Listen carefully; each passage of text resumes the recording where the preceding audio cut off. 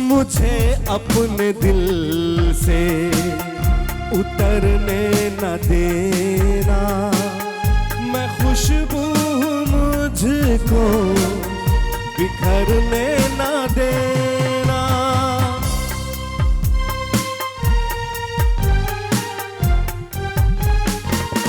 मुझे अपने दिल से उतरने न देना, मैं खुशबू मुझको बिखरने न देना, मैं खुशबू मुझको बिखरने न देना।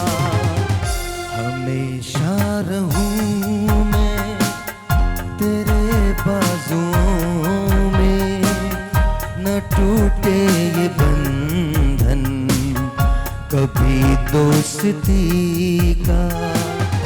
ये आंखें उसी रात हो जाए अंधी, ये आंखें उसी रात हो जाए अंधी, जो तेरे सिवा सपना किसी का। मैं जिस दिन भुला दूं तेरा प्यार दिल से, वो दिन आखिरी हो मेरी जिंदगी का।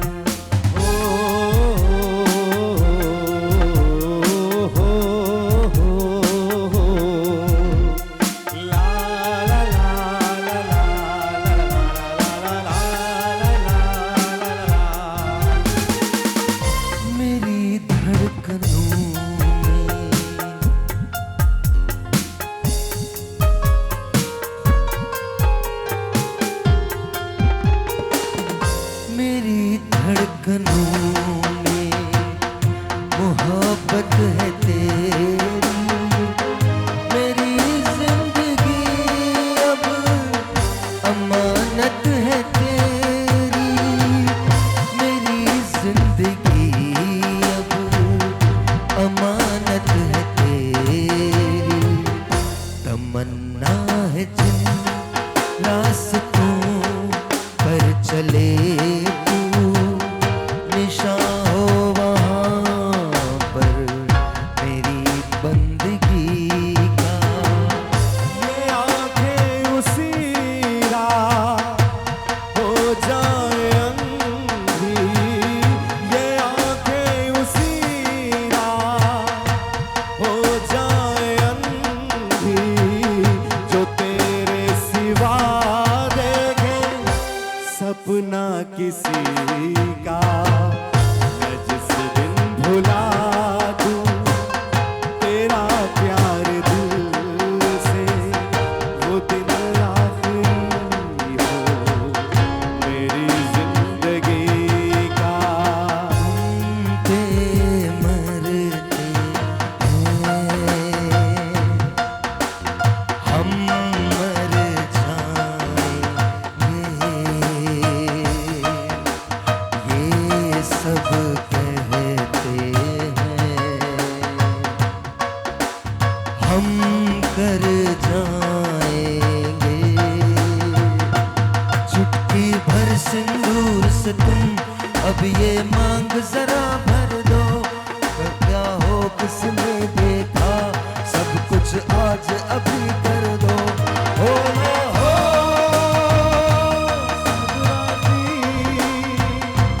दिल राजी रब राजी,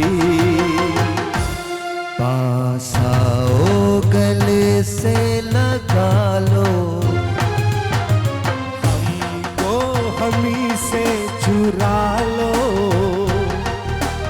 दिल में कहीं तुम छुपा लो, हम अकेले हो न जाए, दूर तुमसे हो न जाए।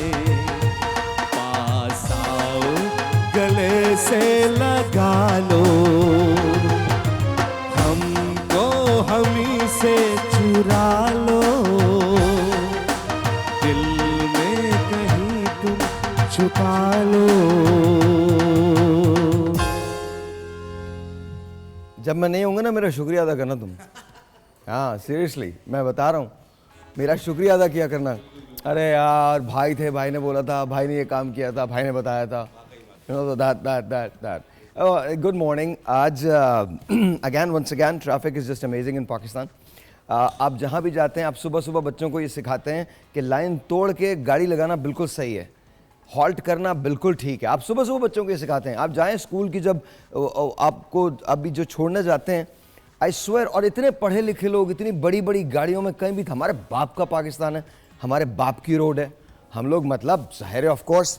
और आजकल तो हम सब के सब कंटेंट क्रिएटर्स हैं। God help us, God help us. And content is anything, content is any. कोई इनको अच्छाई नजर नहीं आती, पाकिस्तान में कोई अच्छाई नजर नहीं आती। जहां बुराई देखते हैं वहां उठा के वीडियो बना देते हैं, और वो बातें जो करनी चाहिए वो नहीं करते। आज एक अजीब सी हैरत अंगेज मैंने एक नई डेवलपमेंट देखी है हमारे यहाँ कि जब आप स्कूल के अंदर बच्चों को छोड़ने जाते हैं तो पहले तो ये हुआ करता था ना कि एक लाइन लगा करती थी, और उस लाइन के अंदर कभी कोई इधर से आ जाता था, कभी कोई इधर से आ जाता था। आज मैंने देखा है कि दायरे बने हुए हैं और कोई कहीं से भी आ रहा है, कहीं से भी आ रहा है। So the traffic is absolutely halted. पीछे से लोग खड़े हुए हैं, एम्बुलेंसेज रुकी हुई हैं, पर इट डजंट रियली मैटर। मुस्तकबिल के मेमारों को छोड़ने जा रहे हैं ये करंट मेमार, और ये नहीं बता रहे कि लाइन बनानी चाहिए। ये वो पहला सबक है जो हमारा बच्चा सीखता है, पहला सबक, कि बाय हुक और क्रुक तुमको ये काम करना है। That's the first. और उसके बाद हम ये कंप्लेन करते हैं कि हमारा मुल्क सही नहीं होता। हमारा मुल्क सही कैसे होगा? कैसे हो सकता है हमारा मुल्क सही? जब आप बच्चों को, हम क्या करते हैं, अपनी एक्सटेंशंस बड़ी करते हैं लोगों में। जैसा मैं था वैसे मैंने अपने बच्चे को बड़ा कर दिया। हाँ, थोड़ी सी उसको एआई की टेक्नोलॉजी पता चल गई, मैं जो फ्रॉड करता था छोटे, वो बड़े फ्रॉड करने लगा। You know that's what we are doing. और उसके बाद हैरत अंगेज एक अजीब सी बात ये, हमारे पास ब्लेम्स बड़े हैं। ये जी हिंदुस्तान जिम्मेदार है इस चीज़ का, ये जी अमेरिका जिम्मेदार है इस चीज़ का, ये कल्चर तो हमने हिंदुस्तान से लिया, घर पे आके बोल के गए थे ले लो। हम अजीब से लोग हैं, हिपोक्रेसी का शिकार लोग। पाकिस्तान में रहते हैं, कंप्लेन करते हैं पाकिस्तान के बारे में, यहाँ बैठ के मुल्क की ऐसी बुराई करेंगे, पाकिस्तान में ये नहीं है, पाकिस्तान में लाइट नहीं है, पाकिस्तान, और पाकिस्तान में कुछ भी नहीं है। और अमेरिका जाएंगे और ड्राइंग रूम में बैठ के कहेंगे यार पाकिस्तान क्या पाकिस्तान है यार, पाकिस्तान क्या। हम कहीं भी खुश नहीं हैं। Why? Wherever you are, just stay happy. If you're in America, just stay happy. If you're in Pakistan, stay happy. And please don't blame people for your own failures. दूसरे लोगों को ब्लेम करना छोड़ दीजिए अपने फेलियर्स पे। It's your responsibility to make sure कि पाकिस्तान बेहतर हो। हमारी रिस्पॉन्सिबिलिटी है ना, बट हम उसको पूरा ही नहीं करते। तुम्हारा बिजली का बिल आ गया, कितना है? 5 लाख रुपए का? जेन्युइनली 5 लाख का? नहीं यार बकवास कर रहे हो। सही में 5 लाख? हाउ? तुम क्या इस्तेमाल करते हो? तुम्हारी फैक्ट्री चल रही है, 5 लाख रुपए का बिजली का बिल है। ऑलराइट जी, पहले पैकेज देखिए जी, टेक्नोलॉजी ने हमारी सोसाइटी पे क्या इम्पैक्ट किया है।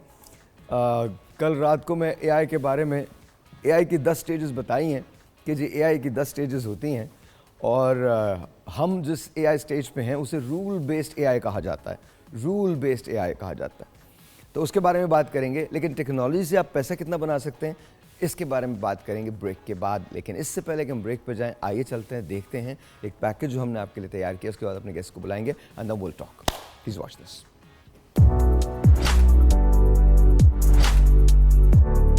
टेक्नोलॉजी हमारी माशरती तरक्की में एक अहम किरदार अदा करती है। ये जिंदगी के मुख्तलिफ शोबों में आसानियाँ फराहम करती है, जैसे कि सेहत, तालीम और मवासलात। टेक्नोलॉजी की बदौलत हम दुनिया भर में तेज रफ्तार राबते कायम कर सकते हैं और इल्म तक रसाई हासिल कर सकते हैं। मजीद ये कि ये मुआशी तरक्की और जिद्दत की राह हमवार करती है, जिससे रोजगार के नए मौके पैदा होते हैं। इस तरह टेक्नोलॉजी हमारी जिंदगियों को मजीद बेहतर और मौसर बनाने में मददगार साबित होती है।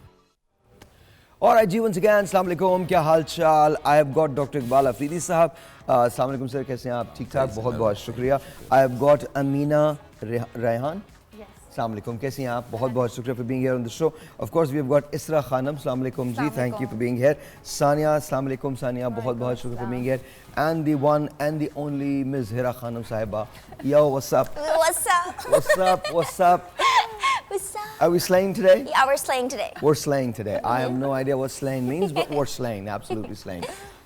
This is the Gen Z lingo, and I'm sure हमने भी किसी को कुछ सिखाया होगा जब हम बड़े हो रहे होंगे तो हमने भी कुछ लोगों को बताया होगा. लोग हमें भी हैरत से देखते होंगे तुम क्या बकवास कर रहे हो. But you know, but that's besides the point. कैसी हैं आप फिर? मैं ठीक हूँ, आप कैसे? लोग हमसे पूछते थे ना आप कैसे, आप नॉर्मली बोलते थे जी मैं ठीक हूँ, आप कैसे? आप इन लोगों से पूछो आप कैसे, मैं ठीक हूँ, आप कैसे? Yeah, it's like you're okay. Yeah. All right, yeah. Lovely. Yeah. There's a pose that you do, right? What's that pose? Now we're going to talk about that pose because वो pose जो है ना वो जानलेवा pose है. But we're going to talk about that. Sir, technology का impact हमारे उस पे बड़ा शदीद हो गया है. हर चीज़ के अंदर टेक्नोलॉजी आ गई है, AI आ गया है और AI के जो स्टेजेस हैं वो उसको छोड़ें, लेकिन AI की वजह से कुछ चीज़ें बहुत अच्छी भी हुई हैं. तो प्लीज़ टेल मी कि उसकी वजह से हमारी माशरे में क्या तब्दीली आई है? माशरे में तो एक ये तब्दीली तो आई है कि इससे कम्युनिकेशन इम्प्रूव हो गया है और लोगों को बहुत सारी चीज़ें आसान हो गई. कम्युनिकेशन है सर, हम लेकिन ये है कि दूरियां पैदा हो गई हैं, दिल की दूरियां पैदा हो गई हैं और ये है कि under utilisation of mind and brain का, जिसकी वजह से जो है एक वक्त आएगा कि झड़ जाएगा. If you are not using your brain, use it और लूज़ इट. सो देयरफॉर उसकी वजह से जो है लोग फ़ौरन जंप मारते हैं. अब वो मेहनत ख़त्म हो गई कि स्लाइड बनाएं किसी, अब आप पूरा जो पूछें उसी हिसाब से बना के दे देते हैं, मजमून पूरा लिख देते हैं. तो अब ये है कि रिसर्च में बड़ा डॉक्टर साहब ऐसा नहीं होगा. देखें, जब आप AI को क्रिएट कर रहे हैं तो अभी तो आप डिफाइन कर रहे हैं पैरामीटर्स. अच्छा, बहुत ज़्यादा टेक्निकल नहीं करना चाहता मैं इसको, please understand this. AI is only going to behave for now. AI is only going to behave what you want them to behave. ठीक है, हम बात कर रहे हैं जब आप सुपर AIs की तरफ जाएंगे तो वो अपने आप को मल्टीप्लाई कर सकेंगे, वो इंडिपेंडेंट थिंकर्स होंगे. बट फॉर नाउ इस वक्त वो मसला नहीं है. लेकिन क्या ये मसला आज से 20 साल के बाद नहीं होगा? We never know, we never know. एक छोटा सा ब्रेक लेते हैं. ब्रेक के बाद जब वापस आएंगे तो फोकस करेंगे कि जदीद टेक्नोलॉजी का सहारा लेते हुए हम किस तरह से अपने आप को बेहतर कर सकते हैं और पैसे बना सकते हैं. ब्रेक के बाद. There you go.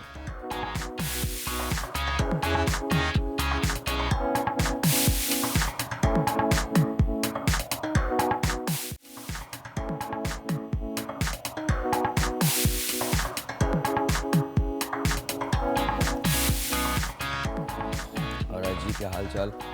I am severely under the weather, तो प्लीज़ मेरे लिए बात करना भी मुश्किल है. वैसे तो बात करना हमेशा ही मुश्किल रही है क्या, लेकिन लाइफ के अंदर एक बात याद रखिएगा, हमेशा याद रखिएगा, you are only tested if you are very extremely dear. You are only tested then. मैं कभी कभी ये सोचता हूँ, कल हमारे पास एक साहब का फ़ोन आया, मेरे पास एक साहब का फ़ोन आया, मुझसे कहने लगे कि ओ साहिर भाई मुझे ये मुश्किल है, ये मुश्किल है, ये मुश्किल है, मैं इन चीज़ों से गुजर रहा हूँ. मैंने कहा ओके, फिर क्या करें? तो कहने लगे वो भाई मतलब आप कुछ ऐसा कुछ बताइए कि मतलब कुछ सब सही हो जाए 2 मिनट में. मैंने कहा 2 मिनट में तो कुछ भी सही नहीं होगा. अगर आपको तूफ़ान से गुजरना है तो तूफ़ान के दरमियान से गुजरना है. क्या कहती हैं आप? ये बताइए कि अरस्तू के जो वालिद थे वो क्या सोचा करते थे भैया? क्या उनके दिमाग में क्या बात थी जब अरस्तू की पैदाइश पे, एरिस्टोटल की पैदाइश पे उन्होंने क्या सोचा होगा? वो ये सोच रहे थे कि कभी कोई ऐसा मुल्क ना हो कि जिसमें इतनी प्रॉब्लम्स हों और लोग इतनी ज़्यादा टेंशनों में. लेकिन मैं आपको बता रहा हूँ, अगर भैया पार्टी बनाएंगी मेरा वोट आपकी तरफ है. अब मैं भी दूंगा इनको, आप हर क्वेश्चन का जवाब है. सारी खूबियां मौजूद हैं. दो वोट तो हो गए confirm है. डॉक्टर साहब, आप नहीं आप बस. 3 वोट ही हो गए. आपा बिल्कुल. ये तो लेकिन मैं advisor आपको है बता ना, रहा ये तो हूँ, आपा से advisor है. खबरदार रहिएगा. हमारे अक्सर बुज़राए आज़म इसी किस्म के मुशीरों की वजह से गए. क्योंकि उन्होंने बैठ के बताया आप ये मत कीजिए, यूँ मत कीजिए. अच्छे खासे लोग थे वो, मैं गिनवा सकता हूँ. वरना अभी मैं एक शो शुरू करने वाला हूँ, आप उसको देखेंगे. उसके अंदर बड़े मज़े का कॉन्सेप्ट है, बड़ा मज़ा आएगा आपको, बहुत बहुत आपको अच्छा लगेगा. वो मैं फिर आपको अभी थोड़े दिनों में पता चलेगा. तो बड़ा अच्छा कॉन्सेप्ट है वो, बड़ा मज़ा आएगा.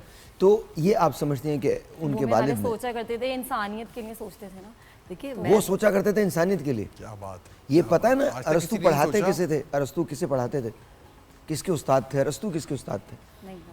आप बहरहाल एक साहब हुआ करते थे सिकंदर आज़म, उनके उस्ताद हुआ करते थे अरस्तू. सिकंदर का तो पता है ना. हाँ, उनका तो पता है. हमारे मोहल्ले में उनकी दुकान थी एक, उस पर लिखा होता था सिकंदर पान शॉप। तो वो अच्छा भैया, on a very serious note, आपको ये पता है हमारे इनसे मजाक है तो ये लिबर्टी हम इसलिए लेते हैं। भैया ये बताइए, कमिंग बैक टू यू, आपका जो बैकग्राउंड है, genuinely let's talk about it. मुझे बताएं, ग्लास स्किन के अचीव कर सकते हैं, ये ख्वाब ही होता है? ख्वाब ही होता है मेरा ख्याल है। ग्लास स्किन ऑब्वियसली कैसे हो सकती है, उसमें अगर कोई ट्रीटमेंट हो रही है जैसे तो ले सकते हैं, मगर ये है कि अगर हेल्दी स्किन होनी चाहिए, जो मेन फोकस होना चाहिए कि हेल्दी स्किन। अच्छा, उसके लिए कर हेल्दी स्किन जब हम हेल्दी स्किन कहते हैं तो आपका क्या मुराद है हेल्दी स्किन से? हेल्दी स्किन से मुराद है बिल्कुल फ्रेश स्किन, उस पर ब्लेमिशेस ना हो, उस पर पिगमेंटेशन ना हो, उस पर फ्रैकल्स ना हो, उस पर एक्नी ना हो, उसके पोर्स ओपन ना हो और वो देखने में ग्लो करती हो। और ये जब तमाम चीज़ें किसी स्किन पर नहीं होंगी तो ऑब्वियसली वो बहुत स्मूथ होगी, देखने में फ्रेश लगेगी। और ऐसी स्किन पर अगर थोड़ी सी मेहनत आप कर लें तो उसमें 4 चांद लग जाते हैं और वो ग्लास स्किन बन सकती है, जैसे आपा की है माशाल्लाह से, वाकई लिटरली। सुभान अल्लाह जी। ग्लास स्किन, जैसे वजिया ने कहा कि हम हेल्दी स्किन की बात करें वो ज़्यादा अच्छा है। कौन से ऐसे इश्यूज़ स्किन पे नहीं होने चाहिए जिसकी वजह से स्किन हेल्दी लग सकती है? आपने बिल्कुल सही कहा कि पोर्स नहीं होने चाहिए, ब्लेमिशेस स्पॉट्स नहीं होने चाहिए। अगर आप सन ब्लॉक का रेगुलर इस्तेमाल करते हैं तो काफ़ी सारे इश्यूज़ आपके सॉर्ट आउट हो जाएंगे। इसके अलावा अच्छा, लेकिन डॉक्टर साहब, सन ब्लॉक का अक्सर लोग इस्तेमाल नहीं करते। आप नहीं, अक्सर बिल्कुल लोग ये नहीं कहते हैं उनको कोई ज़ाती दुश्मनी है सन ब्लॉक से। I think it's very important. Never leave home without it. हाँ। It should एक्चुअली be जब an हम सन ब्लॉक excess. इस्तेमाल कर कॉल नहीं, वो इशारा कर रहे थे जी, बोलिए जी जी बोलिए। एक्चुअली जब हम सन ब्लॉक का इस्तेमाल करते हैं तो अपेरेंटली हमें लगता है कि सन ब्लॉक हमारे फेस पे कोई काम नहीं कर रहा है, प्लेसेबो इफेक्ट जिसको हम कहते हैं, तो इसलिए लोग उसको लगाना छोड़ देते हैं। बट मैं हमेशा कहती हूँ जब आप अपनी एज के मिडिल पार्ट में पहुँचते हैं, जैसे 40s में या 50s में, और आप अपनी ही एज के किसी दूसरे बंदे के साथ स्किन को कंपेयर करते हैं तो डेफिनेटली वो बंदा जिसने सन ब्लॉक लगाई होती है उसकी स्किन मार्कली एंटी एज्ड होती है देन उस बंदे के जिसने सन ब्लॉक का इस्तेमाल नहीं किया होता। एक telephone call, let's take that first. अस्सलाम वालेकुम जी। वालेकुम अस्सलाम, कैसे हैं साहिर भाई? मैं बहुत अच्छा हूँ, अल्लाह का शुक्र, बिल्कुल ठीक। आप बताइए। मैं बिल्कुल ठीक हूँ। वैसे तो आपके सारे प्रोग्राम बहुत अच्छे होते हैं, लेकिन अच्छा। आज का टॉपिक तो बहुत जबरदस्त है। I know. अच्छा, ये हम बताइए, लेडीज के दिल के बहुत करीब होता है। किसके दिल के करीब? हम लेडीज के दिल के करीब होता आप लोग डिसाइड कर लें कौन कौन आपके दिल के करीब है। मतलब सिर्फ कभी आप मैं खुद, मैं अच्छा, अपने आप के लिए काफी हूँ। ऑनेस्टली आई लाइक मैं दैट। अपने- आई मैं अपने सफिया, आप के लिए एक बहुत- एक होल्ड करें सफिया, प्लीज इसको, दिस इज, ये हम मजाक, मैं मजाक नहीं कर रहा इस पे कोई।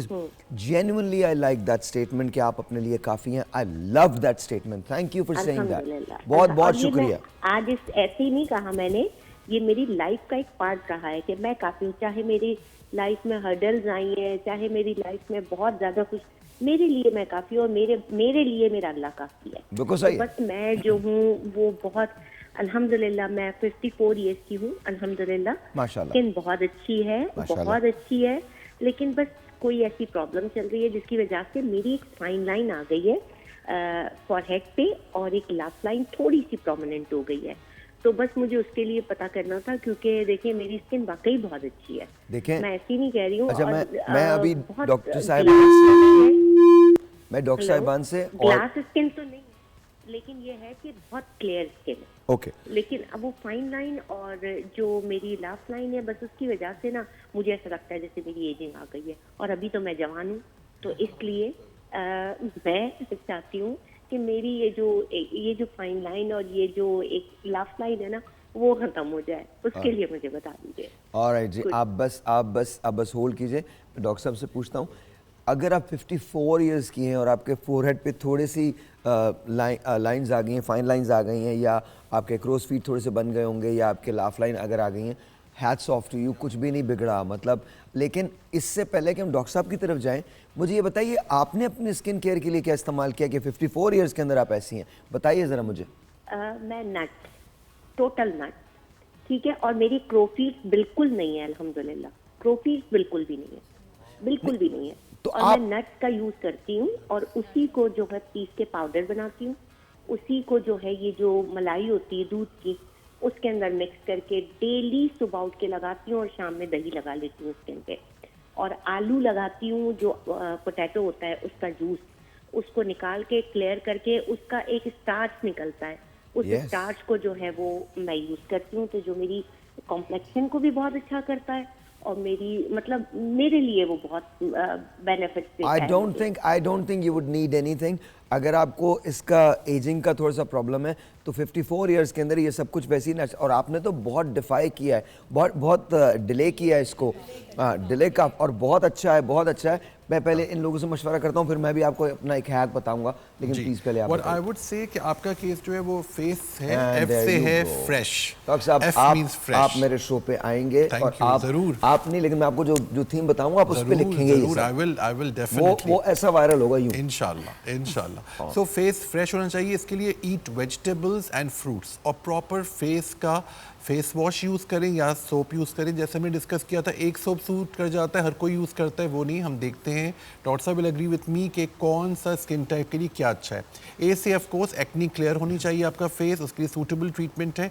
क्लैरिटी बहुत ज़रूरी है, उसके लिए हम डिस्कस कर रहे थे कि suitable sun block, please sun block आपके लिए ज़रूरी है, never leave home without it. और ई से ऑफ कोर्स जैसे हमारे कॉलर ने कहा, एवर यंग होना चाहिए, इसके लिए विटामिन सी क्रीम्स बहुत अच्छी हैं, कोलेजन बनाती है और मल्टी विटामिन्स। एक टैबलेट फॉलिक एसिड है जो ज़रूर सबको लेना चाहिए, और इवनिंग प्रिमरोज। ये दोनों आपकी स्किन, हेयर एंड नेल्स के लिए बेनतहा मुफीद होती हैं और फेस के लिए बहुत हेल्प करता है। जी श्योर, ये खाने की हैं टैबलेट्स, और लगाने का जो मैंने आपको बताया, स्पेशली विटामिन सी क्रीम्स जो होती हैं वो रात में आप लगाएं with a moisturiser, specially ice के पास और फाइन लाइन के पास, क्योंकि आपका जो मुझे हिस्ट्री पता चली है विथ योर कॉल कि आपने सिर्फ ऑर्गेनिक स्टफ़ यूज़ किया है, विच इज़ रियली गुड। तो आप इसी में भी बिल्कुल लाइट चीज़ें यूज़ करें, बहुत ज़्यादा strong treatments, hyaluronic acid, tretinoin creams, I don't think that would be a good idea, right doctor साहब? बिकॉज दैट विल, बिकॉज इनकी स्किन जो मुझे इनकी बात से लगा है कि it's a very nice skin, वो बहुत ऑलरेडी बहुत अच्छा अच्छी लगा है। रही हैं, यस हाँ, बट जो इशू इनके फेस पे आ गया है, डेफिनेटली वो लाइंस ऐसी चीज़ें कि उसको वो खाने वाली चीज़ों से या लगाने वाली चीज़ों से रिकवर नहीं कर पाएंगी। अनफॉर्चुनेटली उसके लिए हमें या तो फिलर का इस्तेमाल करना होगा या PDRN ट्रीटमेंट, जिसको हम कहते हैं पॉलीन्यूक्लियोटाइड्स। अच्छा, दूसरी एक और बात मैं बताऊं, फिलर्स एक बात याद रखिएगा, कम कम इस्तेमाल कीजिएगा, बिकॉज बहुत ज़्यादा, मैं आपसे अपनी एक पर्सनल लाइफ शेयर कर रहा हूँ। हमेशा मैं बोलता हूँ, आप मेरी ये नोज़ देखें, पहले नोज़ ऐसी नहीं थी, मेरी नाक की हड्डी नहीं है, बिल्कुल नहीं है। यहाँ से ये मेरी नाक जो है यहाँ से यहाँ तक अंदर तक स्टिच हुई हुई है। एक इशू हुआ था जिसके बाद एपिस्टेक्सिस भी हो गया था, तो मेरी ये पूरा हीमोटोमा की वजह से ये नाक की हड्डी जो है, ये कार्टिलेज जो है, ये एग्जिस्ट नहीं करता। इसके अंदर ये सारे फिलर्स डले हुए हैं। अभी थोड़े दिन के बाद मेरा ऑपरेशन होना है। मैं आपको समझा रहा हूँ कि जब डॉक्टर के पास मैं गया तो उसने बोला कि आपने कितने फिलर्स डलवाएं। मेरी नाक इतनी मोटी हो गई थी। अच्छा, फिर फिलर सीप करके यहाँ पर आपने मेरे देखा होगा, ये जॉ लाइन मुतासर हुई है, and they stay there, they stay there. Exactly. वो डिसॉल्व नहीं हो पाते हैं। They stay for years. हाँ, तो please understand this, please understand this. जब भी आप फिलर्स की तरफ जाएं तो अननेचुरल चीज़ों पे नहीं चले जाएं, बहुत थोड़े से फिलर को इस्तेमाल कीजिए, एंड यू शुड आप अगर किसी भी अच्छे एस्थेटिक फिजिशियन के पास या डर्मेटोलॉजिस्ट के पास जाएंगे तो वो डेफिनेटली आपको रेकमेंड नहीं करेगा कि एक टाइम पे आप बहुत ज़्यादा फिलर डलवाएं। एट अ टाइम हम रेकमेंड करते हैं कि मिनिमम आप डलवाएं, अपनी स्किन को कुछ टाइम दें, फिलर को सेटल डाउन होने दें। इसके अलावा डॉक्टर साहब और बहुत सारे प्रोसीजर्स होते हैं आजकल बिल्कुल लेटेस्ट टाइम है जिसको हम पॉलीन्यूक्लियोटाइड्स कहते हैं। एंड नॉन इन्वेसिव भी हैं। नॉन इन्वेजिव में फाइन लाइंस, रिंकल्स या जो लाफ लाइन, क्राउ फीट, इनको नहीं हम ट्रीट कर सकते अनफॉर्चुनेटली इतना ज़्यादा अच्छे तरीके से। तो हमें ये जो इन्वेजिव करना RFPs पड़ता होते है। हैं और ये जो they may help they little bit, but RF में भी RF माइक्रो नीडलिंग अगर हम कहते हैं, जो कि इन्वेजिव में ही आ जाता है, it can help your skin a lot. Okay okay, but no lasers are there जो एकदम से बिल्कुल ठीक हो जाए। Fractional lasers are there, but again अगर वो आपकी नेजोलेबियल बन रहा है, यानी ये जो लाफ लाइन अगर आपकी बन रही है because of loss of the fat. मैंने इसीलिए मैं डॉक्टर नहीं बना। ये जो बात है ना लाफ लाइन की, तो नेजोलेबियल कौन समझेगा? यही वाली चीज़ है, नेजोलेबियल लाइफ लाइन का मेडिकल वर्ड है। इसीलिए दोनों हम हाँ यूज कर रहे कम हो जाता हैं, एंड वो एक्चुअली बन इसलिए रहा होता है क्योंकि फैट नीचे आ जाता है। ऑलराइट, आ जाए। क्या है, माइक तो लगा हुआ है ना जी? लगा हमारे हीरो आ गए।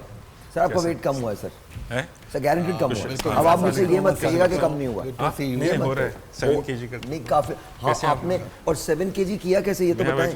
हाँ ये बैठ जाए, कहीं भी बैठ जाओ तो मैं उठ जाता हूँ। नहीं आप बैठो। हाँ ये बच्चे क्यों लग रहे हो तुम, ये बताओ।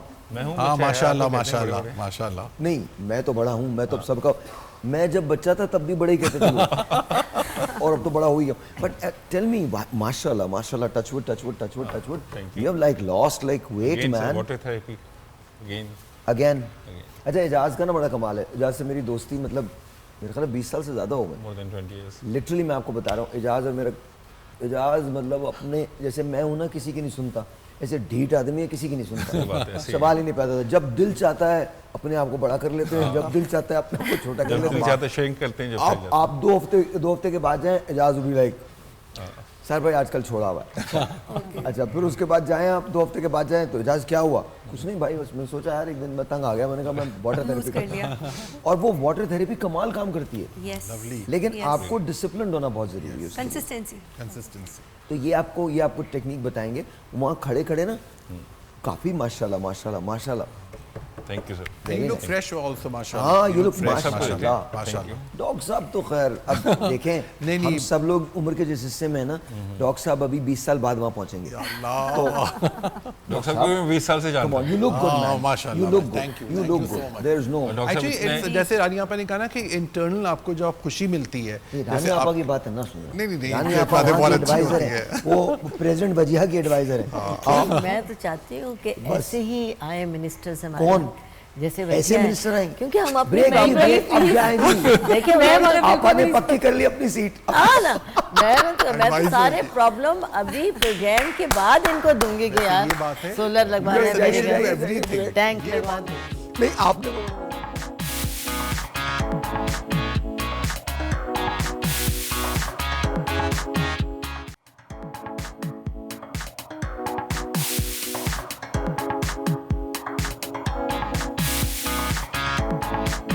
Alright जी, once again, welcome back. हम बात कर रहे हैं पैसे की, पैसा कैसे बनाया जा सकता है. We've got these wonderful people और जो आपको बताएंगे कि जी पैसा आपको अपने सोशल मीडिया हैंडल्स इस्तेमाल करते हुए आप पैसे को कैसे बना सकते हैं. जब आपने बनाना शुरू किया था तो पैसा पहले महीने से बन गया था? नहीं बना. नहीं, मुझे तो बहुत साल लगे थे. मतलब उस टाइम में तो ब्लॉगिंग को कोई कुछ समझता ही नहीं था. एंड इवन मैंने भी बस ऐसे ही रैंडमली स्टार्ट किया था. इवन मैं भी सीरियसली नहीं लेती थी. बट आफ्टर कोविड, जैसे हमने बात करी थी, तो कोविड के बाद ही सबने सोशल मीडिया को बहुत सीरियस लेना शुरू किया, because that's the only way of the income उस टाइम पे. क्योंकि लोग बाहर नहीं निकल पा रहे थे, तो फिर ब्रांड्स ने भी इन्फ्लुएंसर्स को पे करना शुरू कर दिया था. Okay. And then slowly and gradually आपको भी पेमेंट मिलना शुरू हो गई एंड ऑल दैट. अच्छा, आप क्या समझती हैं, आप किस तरह से देखती हैं वो ख़वातीन जो घर पे हैं या वो मर्द जो सप्लीमेंटल इनकम चाहते हैं, वो किस तरह से एआई को इस्तेमाल कर सकते हैं, टेक्नोलॉजी को इस्तेमाल कर सकते हैं, सोशल मीडिया को इस्तेमाल कर सकते हैं? आई थिंक जो भी है उसको पहले तो सोचना चाहिए कि उसको करना क्या है. अगर चलें बिजनेस करना है, ऑनलाइन बिजनेस करना है, आपकी सैचुरेशन मार्केट कौन सी है, आपने कौन सा प्रोडक्ट लॉन्च करना है, ये चीज़ बहुत ज़रूरी होती है. जब वो चीज़ आप कर लें, फिर आप सोचें कि अच्छा आप इसकी स्ट्रैटेजी बनाते हैं, एआई से थोड़े आइडियाज़ लेते हैं, इनकॉर्पोरेट करें उन आइडियाज़ को अपने बिजनेस आइडिया के साथ, एंड देन मार्केटिंग करें. देन आई थिंक आप फिर भी कमा सकते हैं. बट आई ऑल्सो फील कि एक स्ट्रगल होती है शुरू की. आपको थोड़ा फाइनेंस रखना पड़ता है, बैकअप फाइनेंस, इन केस आपका प्रोडक्ट नहीं चला. किसी के पास फाइनेंस नहीं है. हाँ. और जीरो फाइनेंस है. हाँ. तो वो क्या करेगा? That's also a good question. फिर तो उसको आई वोंट से क्रिप्टो, आजकल क्रिप्टो के भी बड़े स्कैम्स चल रहे हैं. क्रिप्टो के लिए आपको पैसे की ज़रूरत है. हाँ. बल्कि कोई ऐसा बिजनेस जो पैसों के बगैर नहीं चलता हो. नहीं, घर से आप स्टार्ट कर सकते हैं. अगर मैं अपना इन्फ्लुएंसिंग को देखा जाए तो ये 0 पैसा से स्टार्ट हुआ है. It's like I am showing my lifestyle and what I love doing. Just camera सामने रखा, मेकअप वीडियोस बनाओ जो आप normally day to day get ready with me बनाओ. कहीं पर जा रहे हो मिनी वीलॉग्स बना सकते हैं. यूट्यूब पे डाल लें, you can earn from YouTube, लेकिन उस पे भी आपको 1000 तो इस टाइप की वीडियोस आप बनाना स्टार्ट करें. And then brand notice you, and अगर उनका कोई ऐसा प्रोडक्ट होगा जो आपकी इन वीडियोस में, जैसे मेकअप, बेसिकली मेकअप ब्रांड को आपकी वीडियोस पसंद है और आपकी रीच अच्छी आ रही है, तो मेकअप वाले ब्रांड आपको अप्रोच करेंगे. दे आर लाइक कि ये हमारे प्रोडक्ट्स हैं, we are sending you, and आप हमें अच्छी से एक कंटेंट बना के दो, तो you can charge for that. एक टेलीफोन कॉल है. Let's see who this is online. अस्सलाम वालेकुम. वालेकुम. Good morning Sahir. Good morning याया, कैसे हैं आप? अल्हम्दुलिल्लाह. आप पहले तो सारे मेहमानों को सलाम. लेकिन Sahir, nobody is going to change you. आपको कोई चेंज नहीं कर सकता. I know that. जो आप हैं वो हैं, हमें एक्सेप्टेबल है आप जैसे भी हैं. Thank you. अच्छा बात ये हो रही है ना, देखिए टेक्नोलॉजी की बात हो रही है, तो मैं खैर ये एक अलग डिबेट होगी कि इसके क्या फायदे क्या नुकसान है, लेकिन आपकी बात मैं इसलिए सेकंड करता हूँ कि आजकल के दौर के अंदर हम लोग बेसिकली प्रॉब्लम्स बेच रहे होते हैं ना, सोल्यूशन बेस्ड प्रोग्राम नहीं कर रहे होते। आप सोल्यूशन बेस्ड कर रहे होते हैं कि भाई अगर आप तकलीफ में हैं, अगर आपके बिजली के बिल पे नहीं हो पा रहे, तो आप ultimately you have to make your earning आप बढ़ाना चाहेंगे। उसके क्या तरीके हैं, यही बात असल बात ये हो रही है। तो मेरा भी यही है कि अगर आप कुछ टेक्नोलॉजी आती है तो आप मैक्सिमम ये कोशिश करते हैं ना कि उससे आप किस तरह उसको आप अपने लिए फायदेमंद बना सकते हैं। मेरा डॉक्टर साहब से सवाल ये है, डॉक्टर साहब देखें बात आपने बहुत अच्छी की, मैं आपकी बात से एग्री करता हूँ कि डेफिनेटली आप पैसा ही हर चीज नहीं होती, लेकिन पैसा बहुत इंपॉर्टेंट चीज इसलिए भी है कि आप अपने बिजली के बिल के नहीं पैसे होंगे तो नहीं भर सकते, और बहुत ज्यादा पैसे चाहिए आपको भरने के लिए। अब मेरा सवाल ये कि जो बैलेंस है ना हमें किस तरह रखना है कि हम टेक्नोलॉजी को भी अपने साथ लेके चलें और हम अपने टाइम को प्रोडक्टिव कैसे बनाते हैं। क्योंकि मेरे ख्याल में जाहिर कहता है कि भाई हम सुबह अपना वक्त जाया करते हैं, जब हम time is money, time is cash, जब हम इस पे नहीं सोचेंगे, हम काम नहीं करेंगे, तो हम कैसे आगे बढ़ सकेंगे, यही मेरा सवाल है। मेरा ख्याल है कि ये आप सही कहा कि इंसान जो है अगर देखा जाए टाइम में हम सब खुद कफ़ील हैं, चाहे वो बिल गेट हो उसके पास भी 24 घंटे हैं, हमारे पास भी यही हैं। अब ये है कि मैं अपनी मिसाल देता हूँ, अगर मैं साइकेट्रिस्ट हूँ, मेरे पास पैसे नहीं है, लेकिन जो ज़रूरियात है, मैं अगर छोटी छोटी वीडियो बनाऊँ एंग्जाइटी पे, डिप्रेशन पे और लोगों की जो मसाइल हैं, एक वक्त आएगा कि मैं टेली साइकेट्री से ये इनकम जनरेट कर सकता हूँ। और हमने देखा भी है कि आप देखें कि मैनचेस्टर में पाकिस्तानी हैं, बहुत 6-6 महीने इंतज़ार करते हैं साइकेट्रिस्ट का, इसी तरह दुबई में हैं। तो सूरत हाल ये, और अभी मैंने हाल ही में 6 सूबों में ट्रेनिंग दी डॉक्टरों को, काबल के 6 सूबों को, कि वो किस तरह से वहाँ साइकेट्रिस्ट नहीं है तो किस तरह इलाज करें, और वो ज़रिया बन सकता है। तो मैं समझता हूँ कि टाइम तो हर एक के पास है, टाइम में हम सब खुद कफ़ील हैं, तो लिहाजा आप टाइम को इस तरह से इस्तेमाल करें जिसमें आपको भी फ़ायदा हो, और नेकनियती से करें कि लोगों के मसाइल आप जेन्युइन अंदाज में उजागर करें और उनको समझाएं और उसका हल बताएं कि किस तरीके से मसाइल का हल निकल सकता है। मिसाल के तौर पर एक बंदा एंग्जाइटी डिप्रेशन का शिकार है, उसके पास पैसे नहीं है डॉक्टर के पास जाने के, उसको हम कहते हैं आप एक्सरसाइज करें, फ्री है, आप पार्क में जाएँ, शुक्रगुजार रहें, इबादत करें, और इसके अलावा वो सादी ग़िज़ाएँ खाएँ जिसमें ट्रिप्टोफैन हो, जैसे केला, लोबिया, दही वगैरह, ये इसमें प्रोबायोटिक हैं, ये एंटी डिप्रेशन का काम करती हैं। और इसी तरह से एक काम को इबादत समझ कर करें, work is worship, work is therapy, हुसूल रिज़्क़ के लाल इबादत भी है और इलाज भी है। तो इस तरह कई जो बग़ैर पैसे की भी की जा सकती हैं, और वक्त आएगा जब आपकी नेक नियत होगी, अल्लाह ताला उसमें बरकत डालता है, फिर उसमें कोई आपको नहीं रोक सकता। ऑलराइट जी, ऑलराइट। सो मुझे लगता है कि जब हम काम करने की बात करते हैं तो कोई चीज़ हमें रोकती है। आई डोंट नो व्हाई, वो क्या फियर होता है जो हमको रोक रहा होता है कि हमने काम नहीं करना, हम पता नहीं ये हो जाएगा, ऐसा हो जाएगा, वैसा हो जाएगा। वो एक कोई चीज़ आपको रोक रही होती है ना, इतने हम प्रोक्रास्टिनेट करते हैं, अब कल कर लेंगे, परसों कर लेंगे, मैं ये रिसर्च कर लूँ, मैं वो रिसर्च कर लूँ। नाइकी का लोगो है जस्ट डू इट। जो लोग सोचते रहते हैं ना, फिर वो सोचते ही रहते हैं, वो सोचते ही रहते हैं। आह को चाहिए एक उम्र असर होने तक, कौन जीता है तेरी जुल्फ के सर होने तक। This is how much time we have. ये गालिब है जी। बताइए क्या चीज़ रोकती है? I think for people our age like me and Sania, हमारे लिए द फियर ऑफ फेलियर। यार अगर 100 के नहीं पहुंचे, व्यूज नहीं आए, this is funny, very strange. मैंने एक रेडियो पे सीरीज की थी about fear of failures, 5 episodes की सीरीज थी, 2 घंटे each. If you, I don't think आपको आर्काइव्स वो मिलेगा, शायद मिल भी जाए, तो do listen to it. The funny thing is कि जनरेशंस के बाद भी प्रॉब्लम्स वही रहते हैं। यही फियर ऑफ फेलियर होता है। मैंने आपको एक और जुमला कहा है, उसको याद रखिएगा, मोहब्बत या नफरत प्रोडक्शन है फियर की। फियर की प्रोडक्शन है दोनों, मोहब्बत भी और नफरत भी। Anyway, go on please, continue.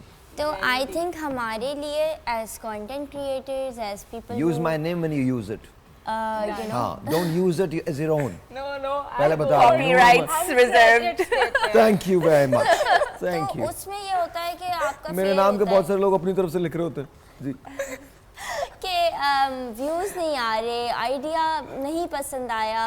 तो किसी भी चीज़ में हम बहुत इस बारे में सोचते हैं कि यार एम्बैरेसिंग हो जाएगा अगर नहीं आए वो व्यूज़ या नहीं देखी लोगों को वीडियो बोरिंग लगी। मैं तो अपने पर्सपेक्टिव से बता रही हूँ।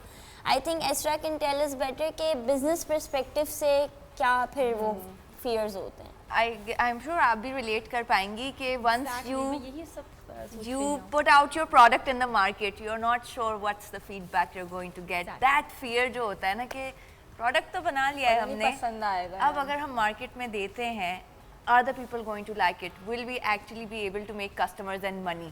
तो I think हमारा तो यही fear एक होता है। टेलीफोन कॉल, let's see, उसके बाद हम इस पे बात करते हैं। अस्सलाम वालेकुम जी। वालेकुम अस्सलाम, कैसे हैं आप सर? ठीक हैं? अल्लाह का शुक्र, बिल्कुल ठीक ठाक। आप कैसी हैं? जी शुक्र है अल्लाह का। सर मैं रूही बात कर रही हूँ। जी जी रूही बताइए। सर आपका शो बहुत अच्छा है and your personality is very good. I am impress you. Thank you, बहुत शुक्रिया, बहुत बहुत। सर मैं बताना चाहती हूँ कि मैं हाउसवाइफ हूँ, मेरे 2 बच्चे हैं। इससे पहले मैं शादी से पहले फैशन डिज़ाइनर थी, मेरी जॉब बहुत अच्छी थी, मैं पैसा जो है ना वो बड़े अच्छे से अपने लिए कंटिन्यू कर लेती थी। बट उसके बाद अब मैं हाउसवाइफ हूँ एंड योर जो आज आपका जो ये मौजू है इस बात पे हम कैसे जो है ना वो टेक्नोलॉजी के ज़रिए या हमारे अंदर क्या एक्सपीरियंस है हम उसको लेकर कुछ भी कर सकते हैं। बट मैं ये कहती हूँ कि हाउसवाइफ जब एक औरत अपने घर को बच्चों को संभालती है तो वो भी बहुत बढ़िया करती है, वो भी बहुत बड़ी जॉब है, इसको भी अप्रिशिएट कीजिए। क्योंकि माँ जो होती है ना वो अगर जॉब कर रही होती है तो उसमें भी और बच्चों को लेकर भी बहुत बड़ी उसकी जो ना ये रिस्पॉन्सिबिलिटी होती है। नहीं लेकिन रूही हम तो हमेशा अप्रिशिएट करते हैं, मैं तो हमेशा कहता हूँ, बल्कि अगर आपने मेरे शोज़ देखे हों तो मैंने एक रिसर्च भी बताई थी जो अमेरिका में 90 की दहाई में हुई थी। 90 की दहाई की बात कर रहा हूँ, और उस 90 की दहाई में वो रिसर्च थी कि कम से कम 60 से 80 हज़ार डॉलर सालाना एक बीवी की तनख्वाह होनी चाहिए, जो होम मेकर होती है उसकी तनख्वाह होनी चाहिए। मैं हमेशा एक बात कहता हूँ कि हमारे यहाँ जब होम मेकर होता है तो वेस्ट उसको लेबल करता है कि हम बहुत ऑर्थोडॉक्स हैं, और जब उनके यहाँ कोई घर पे बैठ के काम करता है या बच्चे पालता है तो उनको कहते हैं वो होम मेकर है। तो ये वेस्ट की डिप्लोमेसी जो है इसके बारे में भी अक्सर मैंने बात की है। प्लीज़ अंडरस्टैंड, दुनिया के अंदर कोई भी एक माँ से जो बच्चे की पहली तरबियत गाह होती है उससे ये क्रेडिट नहीं ले सकता, कोई नहीं ले सकता, and it's extremely tough, extremely difficult. But thank you very much for calling जी, बहुत बहुत शुक्रिया। So coming back to what you were saying, जो फियर होता है वो क्यों होता है? डॉक्टर साहब कभी इस पे रिसर्च की? जी दरअसल बात ये है कि ये one failure does not mean always failure. Of course हमें तारीख ने साबित किया कि महमूद गज़नवी 17वें हमले पे कामयाब हुआ। इसी तरह से हमारे जो है अगर देखा जाए, Nadeem came as a singer but failed, उसके बाद बेहतरीन अदाकार बन गया। A Nayyar came as an actor, failed, उसके बाद में वो सिंगर बन गया। तो ये देखा गया है कि एक राह साइल के लिए बंद है तो 10 खुले हैं। तो एक बात ये है कि एक बार अगर आपने अटैम्प्ट किया नहीं हुआ तो फिर उसमें हो सकता है आपसे सीखेंगे, उससे सीखता है बंदा। तो लिहाजा ये जो फेलियर का जो खौफ है इसको देखना चाहिए कि दुनिया में बड़े बड़े लोग हैं वो डायरेक्ट नहीं पहुँचे, किसी फेलियर के बाद ही पहुँचे हैं। तो लिहाजा मैं समझता हूँ कि, और इसमें कोई बुराई भी नहीं है कि अगर आप जो है जीतते हैं तो हारने का इम्कान भी होना चाहिए। मैम बिल्कुल, क्या कहती हैं आप? मैं काफ़ी देर से माशाल्लाह सुन रही हूँ, ठीक है। तो मैं ये कहना चाहूँगी, देखिए आज मैं तो माशाल्लाह मेरे सामने तो ये मैं कहूँगी बच्चे हैं, ठीक है ना, क्योंकि मेरी बेटी माशाल्लाह अभी जो है यूनिवर्सिटी के लिए अप्लाई किया है, मेरा बच्चे से इतने तो बच्चे भी नहीं हैं बट हाँ अच्छा इतने बच्चे नहीं है, लेकिन मैं तो माशाल्लाह ठीक है, वो तो उनसे तो मैं काफ़ी फ्रेंडली, क्योंकि जाहिर सी बात है जब हम कहते हैं ना मैं अपनी बेटी के साथ भी हमारा काफ़ी अच्छी बॉन्डिंग है, ठीक है ना। तो लेकिन मैं जिस तरह से कि देखिए इनके पास अभी टाइम है, ठीक है ना। हम कहते हैं ना एक फेलियर, और हम अगर हम अल्लाह ना करे कुछ ऐसा हो गया, हम आगे क्या करेंगे, 10 तरह के जो है डर। और आपने कहीं जाना है? नहीं मुझे कहीं, आपको भी टाइम है? अच्छा मुझे टाइम, अच्छा नहीं मैं नॉर्मली ऐसे ही बात करती हूँ। मुझे समझ में नहीं आता ना जब हम लोग कहते हैं जी ओहो उम्र गुजर गई, तो जाके सो जाओ, लेट जाओ कब्र में। अच्छा नहीं मट्टी वट्टी डाल के बोलो यार अब नींद आ रही है मुझे, अब मैं सो रहा हूँ। हमारे यहाँ वक्फा बहुत ज़रूरी है। ओके बिल्कुल बिल्कुल। कम से कम टीवी की हद तक तो वक्फा है पाकिस्तान में। ग्रेट जी।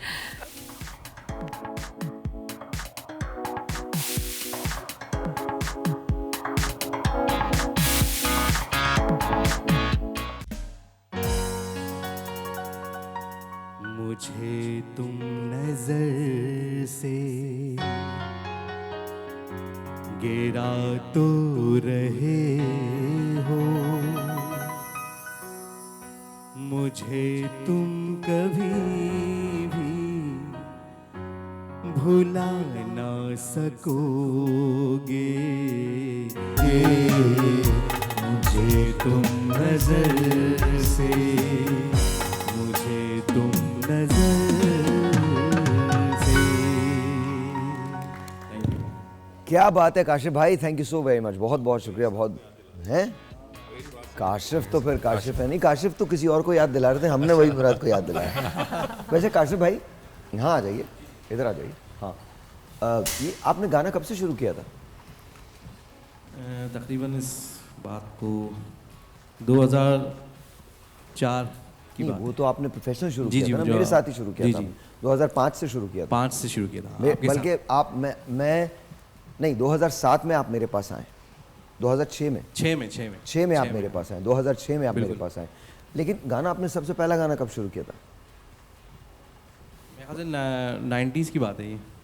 तो बता देना, हम उम्र थोड़ी गैस कर रहे हैं आपकी। असल में शौकिया ऐसा घर में तो किसी को है नहीं ऐसा सिंगिंग का, बस मैं। तो आप घर में नहीं रहते थे कहीं और? नहीं, शौकिया बस सुन के गाने। पहला कौन सा गाना था जो याद था? इंडियन सॉन्ग थे। मैं कब कह रहा हूँ लातीनी सुनते थे, इंडियन सुनते थे। कौन सा गाना था जिस पे आपको वो एक गाना चल रहा था क्रिमिनल फिल्म का, तू मिले दिल खिले। तू मिले दिल खिले। अरे यार थोड़ा सा वो हमने, और कामरान भाई जो बैठे हैं वहाँ। कौन कामरान भाई? पेरिस। तुम भी इतने बड़े थे? मतलब हम लोग ने साथ, मैंने इनके साथ ही ज्वाइन किया था बैंड। अच्छा, कामरान का बैंड भी था पहले? जी बैंड अब भी है इनका, लेकिन उसके बाद उसने उसका बैंड बजा दिया बिल्कुल। अच्छा तो जरा सुनाइए थोड़ा सा, तुम मिले दिल खिले। ना दें तो क्या हो जाएगा? तू मिले दिल खिले और जीने को क्या चाहिए। दूसरा गाना कौन सा गाया था? हाँ गॉड जी। जब किसी की तरफ दिल झुकने लगे, बात आकर जुबां तक रुकने लगे, बोल दो अगर तुम्हें प्यार होने लगे। ये वाला गाना था, ये भी उसी दौर का गाना है। याद नहीं है अब आपको? कोई बात नहीं। अच्छा तीसरा कौन सा गाना गाया था? तीसरा तो बहुत से गाने। हाँ चौथा बता दें, तीसरा याद नहीं, चौथा बता। मेरे ख्याल से वो रफ़ी साहब का था जो आपके किसी का भी हो, बताएं गाएं। चले थे साथ मिलके, चलेंगे साथ मिलकर। पांचवा 100 तक कर लेते हैं पूरे। नहीं क्या मतलब, पांचवा गाना कौन सा? इतने बड़े तो थे आप 90s के अंदर के, याद हो? मेरा दिल भी कितना पागल है, ये प्यार तो तुमसे करता है। अब आप वहाँ बैठे, जो 30 गाने आपने याद किए ना, वो आपने सुनाने अगले ब्रेक में। बस थैंक यू। माशाल्लाह माशाल्लाह माशाल्लाह, what a good career you had. आइए सर, आइए तशरीफ लाइए। हम ग्लास स्किन के बारे में बात करें, अभी आपसे बात करते हैं। कुछ टोटका है जो एक हैक है जो बताने जा रहे हैं डॉक्टर काशिफ। सर क्या करेंगे हम? जी अब मैं आपको सबसे पहले तो ये बताऊंगा कि ऑफकोर्स स्किन को और फेस को फ्लॉलेस होना चाहिए। तो ये कुछ ब्लड टेस्ट है जो आप करा लें, बिकॉज वी एज डॉक्टर्स हम चाहते हैं कि आप इंटरनली भी सही हों। नो मैटर आपको कितने ट्रीटमेंट्स हैं, अगर आपके इंटरनल प्रॉब्लम्स हैं तो वो आपकी ग्लास स्किन नहीं देंगे। सबसे पहले तो IgE ब्लड टेस्टिंग मैं ज़रूर कराता हूँ, जो सेंसिटिविटी बताती है आपकी। CPESR जो कि आपका ब्लड हीमोग्लोबिन, अगर हीमोग्लोबिन कम है तो आपको स्किन को कभी ग्लास स्किन नहीं मिलेगी, डार्क सर्कल्स रहेंगे आपके, डल कॉम्प्लेक्स रहेगा, और मेलेस्मा जो कि झाइयाँ कहलाता है। हार्मोन्स का इम्बैलेंस बहुत कॉमन हो गया है, स्पेशली फीमेल्स में, लेकिन लड़कों में भी हो सकता है। इसमें थायराइड है, TSH, T3, T4, ये टू टोन स्किन कहलाता है। RBS अगर आपका ऊपर नीचे, HbA1c प्री डायबिटिक है उसके अंदर प्रॉब्लम आती है, और last but not the least LFT liver function test मैं ज़रूर करवाता हूँ कि कोई पैची स्किन है या कुछ ऐसी प्रॉब्लम आपको आ रही है जिसकी वजह से आपको फेस पे आपके ब्लेमिशेस आ रहे हैं या आपको वो आ रही है तो आपको प्रॉब्लम हो जाएगी। तो सबसे पहले तो ग्लास स्किन के लिए हम एक फेस वॉश बनाते हैं, लेकिन उस फेस वॉश के लिए एक इंपॉर्टेंट आपको करना होगा, किसी को बताएंगे नहीं आप लोग, सिर्फ अपने तक रखेंगे। क्या करना होगा आपको? SHH, ठीक है सारा। I love your expressions. S से है सॉल्ट, एक चुटकी सॉल्ट की कीमत आज हम सब जानेंगे। ये एक चुटकी आपको सॉल्ट इसमें लेना होगा। हनी लेना होगा आपको आधा चम्मच, ठीक है, और आपको half tea spoon of aloe vera. तीनों चीज़ें बहुत इजीली अवेलेबल है। ये बेसिकली आपका एक फेस वॉश बनाएगा जो आपको ग्लास स्किन अटेन करने में आसानी देगा, और ये बहुत इजी है। अगर आप देखें टेक्निकली तीनों चीज़ें अवेलेबल होंगी और आपको बहुत आसान होगा, तो मैं आपको बना के भी दिखाता हूँ। आइए सबसे पहले तो अच्छा, आपने इसमें सॉल्ट लिया है, जी हनी सॉल्ट लिया, एलोवेरा? मैंने एलोवेरा लिया है। एक चुटकी सॉल्ट, उतनी क्वांटिटी लीजिए जितनी मैं आपको बता रहा हूँ, because that could be bad. अगर आप ज़्यादा क्वांटिटी लेंगे, लोग कहते हैं हनी ज़्यादा लगा लो फेस पर, so you have to be very careful. आपने एक चुटकी सॉल्ट लिया, आपने आधा चम्मच आपने हनी लिया, ठीक है, और एलोवेरा जेल आपने पूरा एक चम्मच लिया है, ठीक है। इसको आपने मिल्क के एक पेस्ट बना दिया। अगर आप चाहें तो वाटर ऐड कर सकते हैं। अच्छा, ये मैं ज़रूर बता दूं कि व्हेनेवर यू यूजिंग और applying anything on the face, please do a patch testing, no matter how strong your skin is. आपको एलोवेरा जेल से भी इरिटेशन हो सकती है। इसके अंदर क्या हम रोज वाटर डाल सकते हैं? बिल्कुल, आप चाहें डाल सकते हैं, इसे वाटर ऐड कर सकते हैं, लेकिन इसको पैच स्किन यहाँ पे आप इसको लगा के देख लीजिए। अच्छा, ये अगर आपको सीरम सा बन गया, जी सीरम सा बन जाएगा, और इसको आप as a face wash use करेंगे। बता दूं, face wash is like a soap. जी, इसको लगा के छोड़ना नहीं है, इसको आपको as a face wash use करना है और फौरन वॉश करना है। राजा कलम इस्तेमाल कर रहे हैं, राजा किधर हो तुम? इजी है ना काफी, सॉल्ट, ठीक है, हनी और एलोवेरा, ठीक है। एस से सॉल्ट है जो कि एक क्वेश्चन मुझे ये बताइए, ये जो एलोवेरा है ये नेचुरल है या ये जो दोनों whichever you have access to आप बिल्कुल यूज करिए इसको, क्योंकि हमने फेस वॉश भी, क्योंकि फेस वॉश का भी बड़ा रोल है आपकी स्किन को अच्छा करने के लिए। और अब हम आते हैं बेसिकली आपका जो मेन फेस क्रीम बन रही है, तो मैंने कहा आप लोगों के लिए आसानी के लिए इसका नाम ही ग्लास रखा है मैंने, GLASS, ग्लास स्किन के लिए। ग्लास स्किन ये फेस क्रीम है। जी से आपका ग्राइंडेड क्यूकम्बर हम सबको पता है कि बेइंतहा मुफीद होता है आपकी स्किन के लिए, और ग्राइंडेड आप इसको जूस बना दीजिए क्यूकम्बर का जो कि खीरे का है।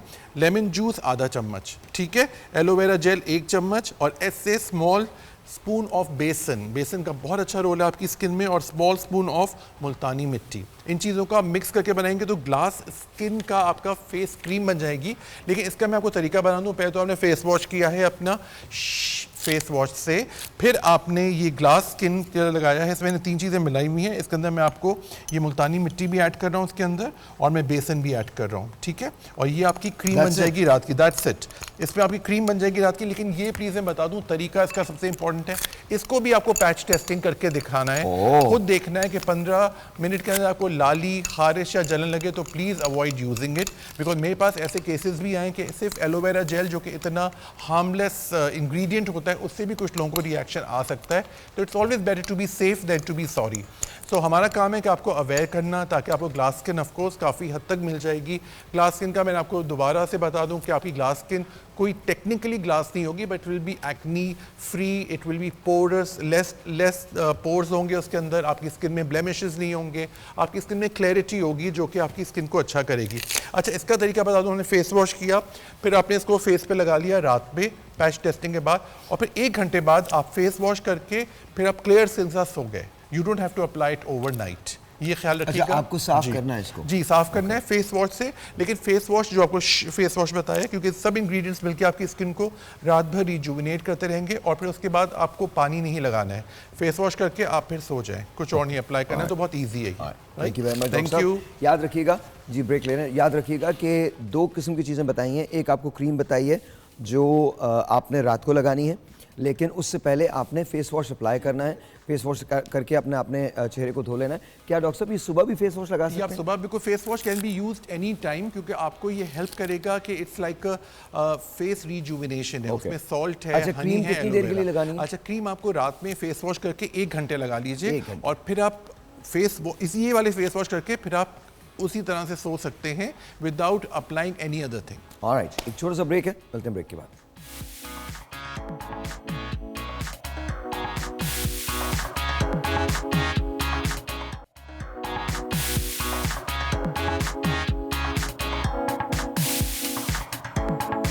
I don't know, we were just trying a song called न जाने मेरे दिल को क्या हो गया अभी तो यहीं था भी खो गया.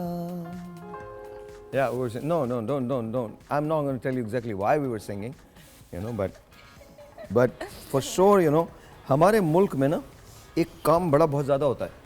उमर भाई कहते थे, उनका एक प्ले था, बड़ी कमाल बात की. एक ना अकबर बादशाह मिलने आते हैं उमर भाई से ना, मॉडर्न टाइम्स के अंदर ना, तो अकबर बादशाह पूछते हैं हमारी कौम क्या कर रही है. कहले इश्क कर रही है हमारी कौम. कहले क्या मतलब. कहले आधे इश्क की लाइन में लगे में. कहले शुक्र खुदा का आधे लोग तो इश्क नहीं कर रहे, काम कर रहे हैं. कहले नहीं बादशाह सलामत, वो इंतजार कर रहे हैं. कहले किस बात का इंतजार. कहले कब इनकी लाइन टूटे कब उनकी लाइन शुरू हो. So anyway, so let's talk about Fear. हम पैसा कैसे बना सकते हैं. So Hera, let me ask you this. You're a lawyer by profession. Yes. ठीक है. But you still vlog. Yes. And blog. Yes. और आप सोशल मीडिया, तो क्या लॉ से भी पैसा बनाया जा सकता है वो. बिकॉज बहुत सारे हमारे मुल्क में ऐसे लॉयर्स हैं जो काम करते हैं लेकिन वो केसेस उनको बहुत ज़्यादा मिलते नहीं हैं. तो क्या लीगल एडवाइस दी जा सकती है ऑनलाइन या होती है हमारे यहाँ ऐसा कॉन्सेप्ट? नहीं, बिल्कुल आप ड्राफ्टिंग कर सकते हैं. ठीक है, ऑनलाइन एडवाइस का मैं नहीं बोलूँगी क्योंकि you can't believe everything on the internet. But yes, there are legal sites where you can get your consultations from. ठीक है, जो आपको प्रॉपर लॉयर्स के थ्रू राउट करते हैं और वो प्रोसेस बिल्कुल प्रॉपर होता है. और ड्राफ्टिंग भी लोग करके देते हैं. A lot of firms are इस तरह से कि उन्होंने कुछ लोगों को रिमोट जॉब्स पे भी रखा हुआ होता है. वो अपने घर से बैठ के लैपटॉप पे वही काम कर रहे हैं, वो कोर्ट नहीं जाते. पर लॉ में बहुत सारा रिसर्च वर्क भी होता है. तो दैट जो हमारा रिसर्च वर्क होता है, जो हमारे केसेस के प्रेसिडेंट्स होते हैं, वो बहुत से ऐसे लोग होते हैं जो कि घर से भी करते हैं and they are taken as you know remote workers. So why didn't you practice law? I didn't practice law because मुझे लगता है कि बहुत ज़्यादा टाइम इन्वेस्टमेंट देनी पड़ती है उसमें जब आप लॉ करते हैं. I did it from University of London. जो आपकी डिग्री की कॉस्ट होती है ना, आप उसका अपने शुरू के 5 साल में शायद ही उसका हाफ भी कमा लें, शायद ही या क्वार्टर भी. Yes, because as you know हमारा जस्टिस सिस्टम पाकिस्तान का किस तरह से चल रहा है एट द मोमेंट. ठीक है, then there is saturation, like वो पूरी सैचुरेशन, लोगों को जॉब्स नहीं मिल रही, राइट. और सबसे बड़ा इशू ये है कि ख़वातीन के लिए it's not the best space to be in. और ये it's a male dominated industry. So women are not necessarily pushed forward. Well, we have got Justice Sahiba, we've got a lot. We have. They're on your fingers. But you know, they're on your fingers. And once जब आप start करते हैं ना, एक लड़की को comparatively एक लड़के से ज़्यादा struggle करनी पड़ती है. और बहुत in this field. And आपकी एक बहुत thick skin होनी चाहिए. आप बर्दाश्त होना चाहिए आपके अंदर हर उस चीज़ का, या आपको बहुत टफ बना के छोड़ती है. मैंने बहुत सारे लॉयर्स देखी हैं, हमने अक्सर शोज़ किए हैं, बहुत सारे लॉयर्स को मैं जानता हूँ जो माशाल्लाह they are doing really well for themselves. They are really doing well. But I guess आपकी एक्सपीरियंसेस हैं तो मीन देयर कहीं ना कहीं इसकी कोई ना कोई वैलिडिटी बिल्कुल ज़रूर है, इसमें कोई शक नहीं है. And I think again that needs to be improved as well. जो हम पहले बात कर रहे थे, देखिए वर्क एनवायरनमेंट और उसको सिक्योर करना ये हमारे माशरे में सबका हक है. सबको इक्वल अपॉर्चुनिटी मिलनी चाहिए, एट द सेम टाइम सबको इक्वल रिस्पेक्ट मिलनी चाहिए. हरासमेंट का कोई अंसर किसी भी जगह नहीं होना चाहिए. देखिए, जब तक हम इन आँखों से जेंडर्स की डिफ्रेंशिएशन ख़त्म नहीं करेंगे ना, तब तक सही टैलेंट बाहर नहीं आएगा.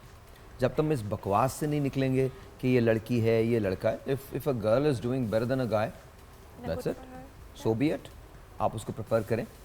जेंडर को, और ये दोनों तरफ है. ऐसा नहीं कि आप ख़वातीन कार्ड खेल जाएं तो वहाँ भी आपको मिलना चाहिए, बिल्कुल नहीं. ये दोनों तरफ है, दोनों तरफ होना चाहिए. हरासमेंट सिर्फ और सिर्फ ख़वातीन पे नहीं होती, मर्दों पे भी होती है, और शदीद होती है. शदीद होती है, ऐसा नहीं है कि नहीं होती है, शदीद होती है आज के माशरे में. आई think I urge men also to come out and complain. बिल्कुल बताना चाहिए. जब ख़वातीन ये करती हैं और बताती हैं, मर्द भी बताएं. पता तो चला ना कि हम कैसे हैं, as humans how we are. तो बट किसी को इजाज़त नहीं है कि कोई किसी एक जीरो का रिगार्डलेस ऑफ जेंडर डिसरिस्पेक्ट करे, ये किसी को इजाज़त नहीं। हम जो ऑनलाइन बिजनेस की बात कर रहे हैं, आपको बहुत सारी ऐसी चीज़ों से ऑनलाइन बिजनेस निजात दे देता है, बिकॉज जेन्युइनली आप पैसा बनाने लगते हैं। सी अगर आप बहुत अच्छा खाना बनाते हैं या बनाती हैं, इट डजंट मैटर, मैंने दोनों जेंडर्स यूज़ किए, बनाते हैं या बनाती हैं, तो आप उसको इंटरनेट पे डाल सकते हो, आप उसके व्यूज़ के ज़रिए पैसा बना सकते हो, अपनी रेसिपी को दे सकते हो। अच्छा, ये जो Pinterest वगैरह होता है, ये क्या होता है? So Pinterest is a very good platform जहाँ से I think it gives to idea generation. आपके बिजनेस में एक बड़ा हेल्पफुल सा वो एक व्यू देता है आपको। जैसे when you started your business, तो तुमने बहुत सारे वो लिए होंगे, lot of inspirations, ideas. Pinterest से भी people are earning. People are earning through Pinterest as well now. Yeah. वहाँ पे आप अपनी अच्छा, आप कौन-कौन से प्लेटफॉर्म कौन-कौन से जिससे अर्न करते हैं, बताइए? Pinterest, Facebook, Instagram, YouTube and कौन सा? TikTok में भी people are earning. Yes. अच्छा, बाय द वे इस वक्त TikTok जो है वो सेकंड लार्जेस्ट मीडियम बन चुका है। I'm saying some snack video type का कोई ऐप देखिए, स्नैक वीडियो से आप अर्न करते हैं, लाइकी से अर्न करते हैं, लाइकी से अर्न करते हैं, टिकटॉक से अर्न करते हैं। तो आपको जस्ट डिपेंड करता है आपने कंटेंट कौन सा क्रिएट करना है। अगर आपको लगता है कि आपने बहुत अच्छा कंटेंट क्रिएट करना है तो आप प्लीज़ ज़रूर कीजिए। अगर आपको लगता है कि बहुत मीडियोकर कंटेंट आपको क्रिएट करना है तो आप वो भी कर सकते हैं, बट क्या वो आपको पैसा देगा? नहीं देगा। और हर प्लेटफॉर्म की डिफरेंट ऑडियंस है, तो इट डिपेंड्स कि आपका कौन सा लाइक कंटेंट है और वो किस प्लेटफॉर्म में सही बैठेगा। सो फॉर इंस्टेंस अगर हम टिकटॉक की बात करते हैं तो टिकटॉक की क्या ऑडियंस है? एंटरटेनमेंट। टिकटॉक पे बस आप एक चलना शुरू कर दें, यहाँ से वहाँ तक जहाँ वीडियो बन गई। हमारे मुल्क में तो इट्स एंटरटेनमेंट। बाकी मैंने और लोगों का देखा था, I met this girl, she is like कि दुबई में, UAE वगैरह में इतनी इंफॉर्मेटिव वीडियोस आ रही होती हैं टिकटॉक में, एंड पूरा डिफरेंट है उनका। शी इज लाइक मैं तो बहुत इससे सीखती हूँ। आई एम लाइक मेरे पास तो whenever I am scrolling it's the whole interface is different. नहीं, मेरे पास आता है। मैं आपका शायद कनेक्ट से होगा। एक telephone call let's see who this is online. अस्सलाम वालेकुम जी। No you are right. TikTok से बहुत कुछ बहुत अच्छा है। अस्सलाम वालेकुम जी। वालेकुम सलाम जी, आपका नाम? हेलो जी, अस्सलाम वालेकुम। वालेकुम सलाम जी। बेटा, मैं आपका प्रोग्राम देखती हूँ, मैं बहुत अरसे से देख रही हूँ, मुझे बहुत आप अच्छे लगते हैं। Thank you ma'am. मैंने अपने बेटे का नाम यानी कि नवासे का नाम साहिल रखा था। थैंक यू, बहुत शुक्रिया। आप साहिल लोधी है, मैंने रखा था साहिल मलिक। तो माशाल्लाह बहुत प्यारे हैं, अल्लाह आपकी जिंदगी करे। बहुत तो मुझे बात ये करनी थी, आज का जो टॉपिक है ना, इस पे मैं बात ये करना चाह रही थी कि बेटा जो बेवा औरतें होती हैं, जिनके पास कुछ भी नहीं होता, जिनकी सिर्फ बेटियां होती हैं, उनकी शादियां कर देते हैं, वो तो अपने अपने घरों में चले, अल्लाह उनको खुश रखे, वो तो अपने घरों में चली जाती हैं, पीछे एक माँ रह जाती है। तो उसके बारे में क्या ख्याल है? वो कैसे बिजनेस करे, क्या करे, उसके बारे में आप क्या बताएंगे? मैं इतनी परेशान हूँ, मेरे हालात इतने खराब है कि मैं एक टाइम का खाना भी नहीं खा सकती, इतने मेरे हालात खराब है। तो मैं ये प्रोग्राम देख रही हूँ, मैं अक्सर आपके प्रोग्राम देखती हूँ, कभी तबीयत ना ठीक हो तो मैं नहीं देख सकती, अदरवाइज मैं देखती हूँ। मैं आजकल सरफ का काम शुरू करना चाह रही थी कि बाजार से सरफ लेके ना जो खुला मिलता है, तो चले वो कोशिश करती हूँ कि मेरा काम कुछ चल पड़े। तो मैं बेटा इतनी परेशान हूँ कि मेरे पास मेडिसिन के लिए पैसे नहीं होते, BP हाई होता है तो मैं वो मेडिसिन नहीं अपनी ले सकती। इसके बारे में मैं कह रही थी मुझे कुछ बताएं, जो इतनी मजबूर औरतें हैं बेचारी पिस रही हैं। अब मैं मांग भी नहीं सकती। जो हमारे हालात थे ना पहले, बहुत माशाल्लाह अल्लाह का शुक्र था, बहुत अच्छे हालात थे, मेरे हस्बैंड बहुत अच्छे थे। हमारे इधर सरगोदा में, मैं सरगोदा से बात कर रही हूँ, सरगोदा में हमारे होटल थे, बहुत अच्छा बिजनेस चल रहा था, सारे काम थे। तो अब जो है ना, अब हालात ऐसे हो गए हैं कि बहुत ज्यादा, मैं आपको क्या बताऊं, दिल करता है कि बंदा ना अपने आप को खत्म कर दे, ऐसे हालात अब हो गए हैं। अच्छा, तो इस बारे में बेटा मैं पूछ रही हूँ, अब यानी कि हालात ऐसे है कि बंदा किसी से मांग भी नहीं सकता। जो हालात पिछले थे ना, उनको सामने रखते हुए ना, अब बंदा किसी से मांग भी नहीं सकता, बहन भाइयों से, किसी से भी अपने हालात जो है ना वो शो नहीं कर सकता। दमादों को नहीं बता सकती, बेटियां बेचारी मेरी पीस रही हैं, उनके हालात अपने ऐसे हैं कि वो माँ को सपोर्ट नहीं कर सकती। तो ये प्रॉब्लम चल रहा है। मैं इतनी परेशान हूँ इस बात की वजह से, मैं आपको क्या बताऊँ कि मैं रेंट वाले घर में रह रही हूँ, मैं रेंट नहीं दे सकती, मेरे ये हालात है। अच्छा मुझे ये बताइए, आप लाइन पे हैं अभी? जी जी मैं लाइन पे हूँ। मुझे ये बताइए, आप खाना बना लेती हैं? जी खाना मैं बना लेती हूँ, लेकिन मेरा यूरिक एसिड का मसला है, मैं डॉक्टर को नहीं चेक करवा सकती। मेरे यूरिक एसिड का भी मसला है, मुझे हेपेटाइटिस भी है, ब्लड प्रेशर भी है। मैं ज्यादा चलने फिरने से तो मेरे में जान निकलती है ना, खड़ी होती हूँ सांस फूलने लग जाता है। अच्छा ये वैसे मैं खाना बना लेती हूँ। अच्छा अब मैं घर में अपने लिए नहीं बना सकती क्योंकि मेरे से चला भी नहीं जाता। बिल्कुल होता है ना भी चले थोड़ा सा चल फिर के मैं कोई काम कर लूँ, तो वो नहीं किया जाता मेरे अच्छा अच्छा मुझे ये बताइए कि आपके घर में कौन कौन रहता है? बेटा मैं अकेली रहती हूँ, अकेली हूँ मैं। आप अकेली रहती हैं? मैं अकेली रहती हूँ, कभी कोई आ जाता है ये पड़ोसी तो उनको मैं रात अपने पास खिला लेती हूँ। मैं अकेली होती हूँ, मेरा कोई भी नहीं है अल्लाह के सिवा और बच्चियों के सिवा। तो आपकी बेटियां आपके पास आती हैं मिलने के लिए? जी जी आती हैं, लेकिन 2-3 माह बाद आजकल जो हालात चल रहे हैं वो दमाद जो है वो यही कहते हैं कि लो जी अभी तो आप गई थी, चाहे महीना 2 महीने क्यों ना गुजर जाए, तो वो कहते हैं अभी तो आप गई थी, तो फिर आप जाने के लिए तैयार बैठी हैं। तो ये छोटी बेटी से अभी भी बात हुई थी थोड़ी देर पहले, तो ये कह रही थी, तो कह रही थी अभी तो गई हूँ महीना पहले, तो अब फिर जाने के लिए तैयार बैठी हो। अच्छा ये जो आपको बीमारियां हैं हेपेटाइटिस और ये, आपने किसी डॉक्टर को दिखाया है?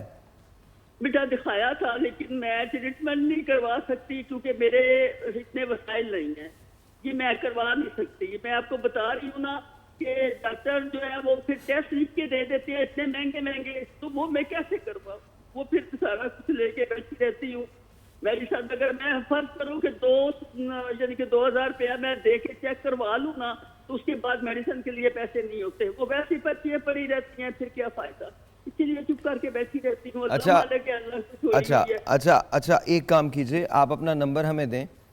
जी जी इनका नंबर ले लीजिए अंदर। 03 नहीं, आप इनका नंबर ले लीजिए, वहाँ से अंदर से ले लीजिए, आप नंबर अंदर दे दीजिए, आप इस तरह से मत बताइए।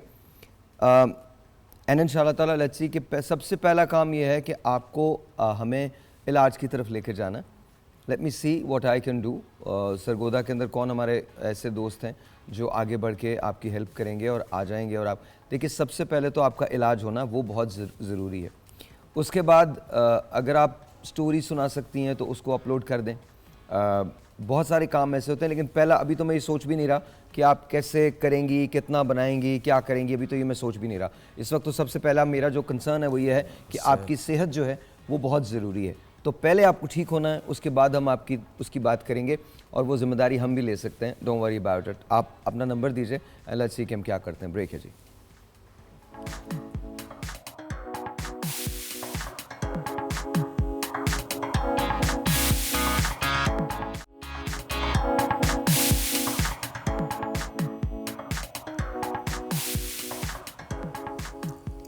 दीवारों से बातें करना अच्छा लगता है, हम भी पागल हो जाएंगे ऐसा लगता है। आँखों को भी ले डूबा इस दिल का पागलपन, आते जाते जो मिलता है तुम सा लगता है। इस बस्ती में कौन हमारे आंसू पोंछेगा, जिसको देखो उसका दामन भीगा लगता है।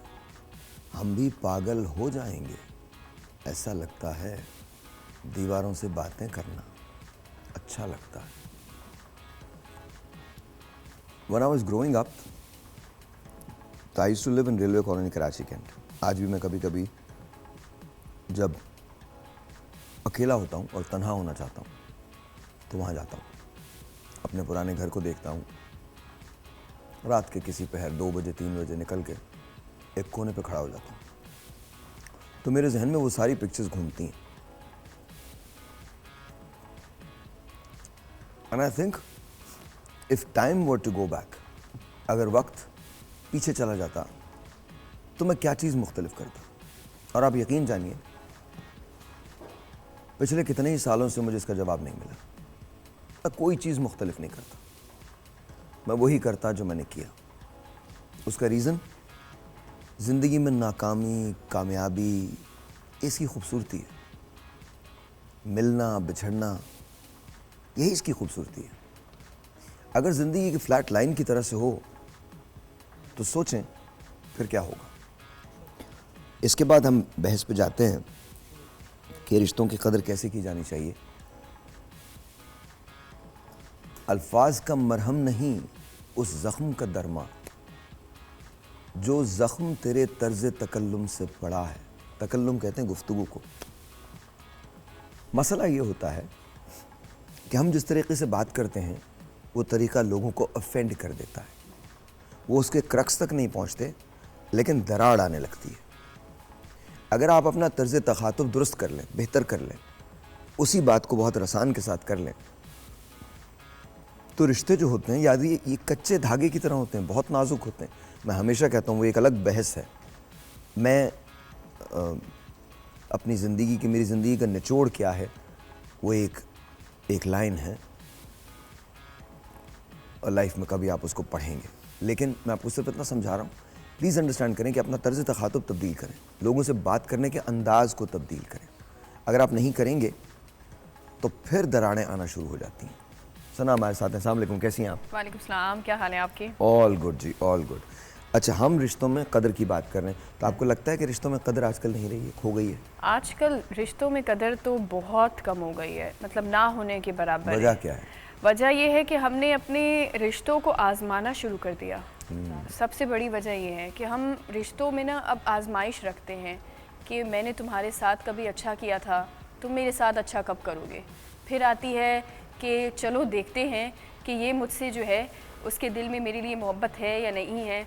अब होता यह है कि अगर मियाँ बीवी की बात करें, या फिर अब तो ऐसा हो गया है कि जो औलाद होती है अपने माँ बाप से वो दूर होती जा रही है। क्यों? एक तो एज गैप, दूसरा हमारी जनरेशन जो है वो आजकल सोशल मीडिया बहुत ज़्यादा अपना घर वालों को, अपने माँ बाप को वक्त देने के बजाय फ़ोन यूज़ कर रहे होते हैं, फ़ोन को वक्त दे रहे होते हैं। तो कहीं ना कहीं दरार जो है वो एक बढ़ती जाती है। फिर माँ बाप भी क्या करते हैं कि अगर आप देखिए माँ बाप भी फ़ोन यूज़ कर रहे हैं। मैं सिर्फ बच्चों को गलत नहीं कहूँगी, मैं साथ में माँ बाप को भी गलत कहूँगी, क्योंकि जिस तरह से अगर माँ बाप ये कहें कि मैं बिजी नहीं हूँ, हम यहाँ पर आए नहीं लाए गए, ऐसा ही है। तो वो तो कसूर तो दोनों का है। ऐसा ही है, कसूर तो माँ बाप का भी है और बच्चों का। हम क्या करते हैं, अच्छा बच्चा रो रहा है, उठा के गैजेट दे दो। Exactly. तो जब आप उसको दोगे ही गैजेट, तो फिर उसके बाद वो गैजेट के जरिए ही ऐसी हो जाती है उसको। आज जो उसका उस्ताद है वो मोबाइल फ़ोन है, आज जो उसका दोस्त है उसका मोबाइल फ़ोन है, आज जो उसकी कैथारसिस है उसका मोबाइल फ़ोन है, वो एंड्रॉयड है, वो ऐप है। और आप देख लीजिएगा, मैंने हमेशा एक बात की थी, मेरे जाके शोज़ चेक करें, रेडियो तो स्पेशली चेक करें। 15 साल पहले मैंने एक बात की थी कि वर्चुअल रियलिटीज़ के जरिए फैमिलीज़ बनेंगी, फैमिलीज़ का कॉन्सेप्ट ख़त्म हो जाएगा। तो अब आप देख लें क्या हो रहा है, ये जितनी ऐप्स आ गई हैं, चैट जीपीटी आ गई है, सीरी आ गई, अब एआई और वीआर यानी वर्चुअल रियलिटी और आर्टिफिशियल इंटेलिजेंस, ये मिल के फैमिलीज़ की कॉलोनीज़ कंस्ट्रक्ट की जा रही हैं।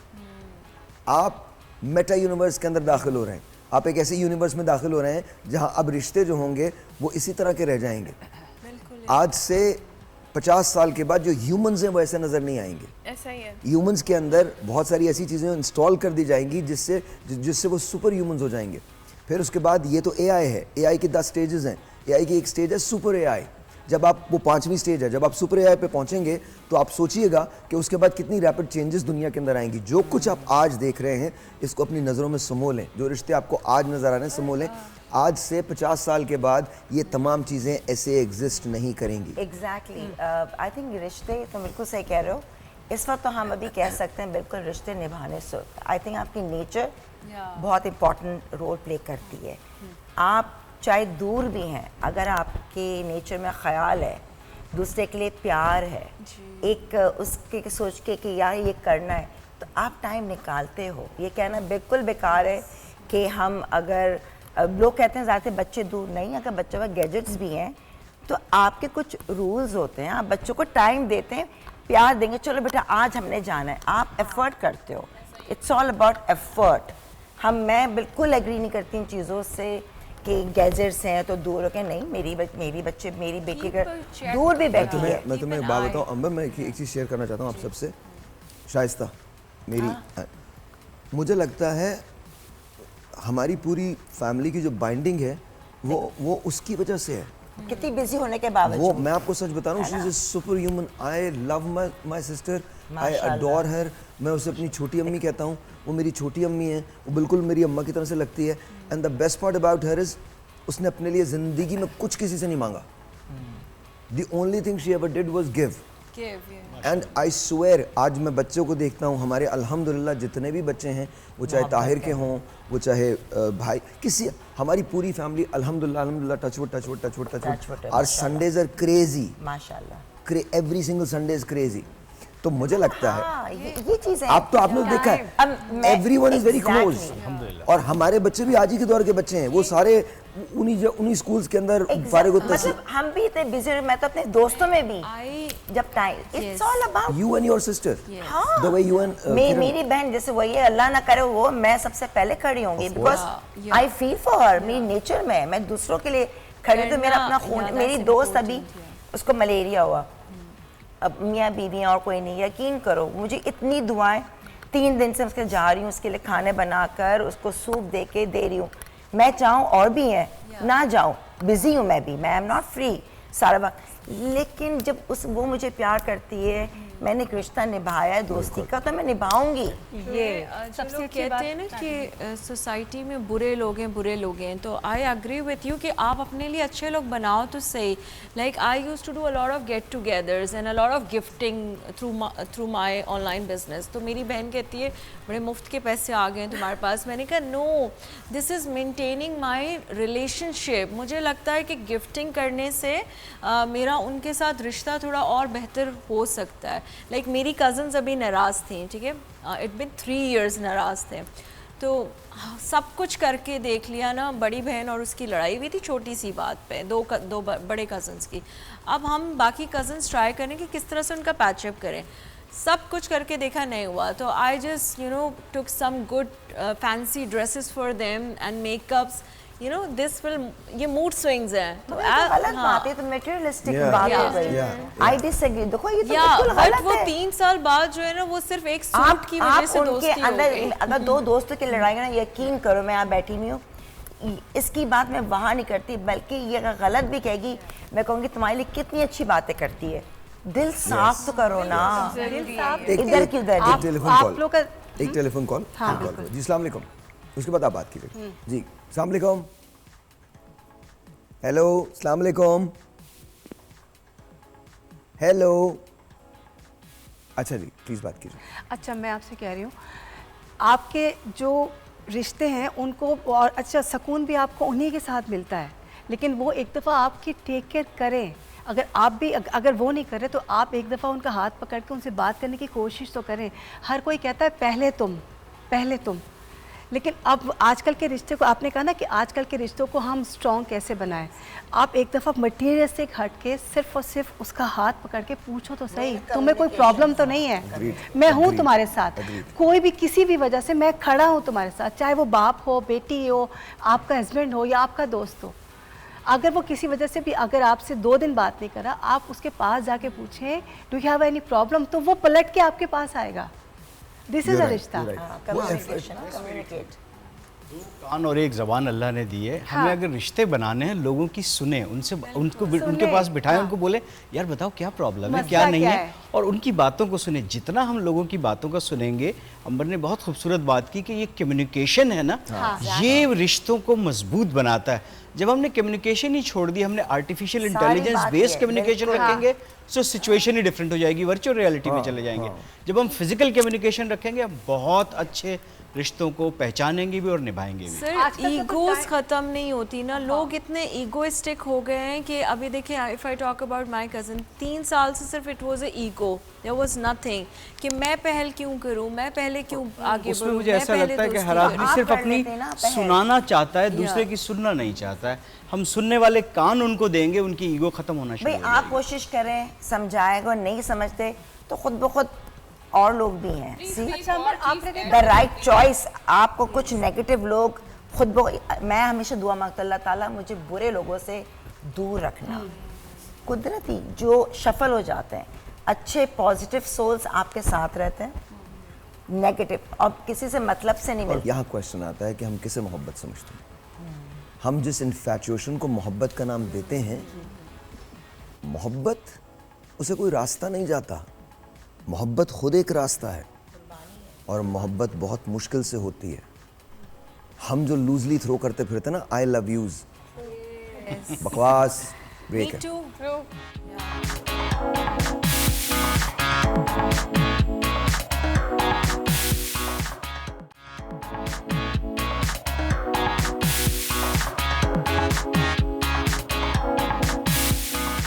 अस्सलामुअलैकुम जी, once again welcome back. Doctor साहबा, ये बताइए कि हम ग्लास स्किन करने जा रहे हैं, बिल्कुल। तो कैसे बनाएंगे जी ग्लास स्किन? अच्छा, पहले तो मैं ये बताना चाहूँगी कि अगर हम ग्लास स्किन या फ्लॉलेस स्किन के बारे में सोचते हैं तो हमें स्किन के बैरियर सिस्टम के बारे में देखना है।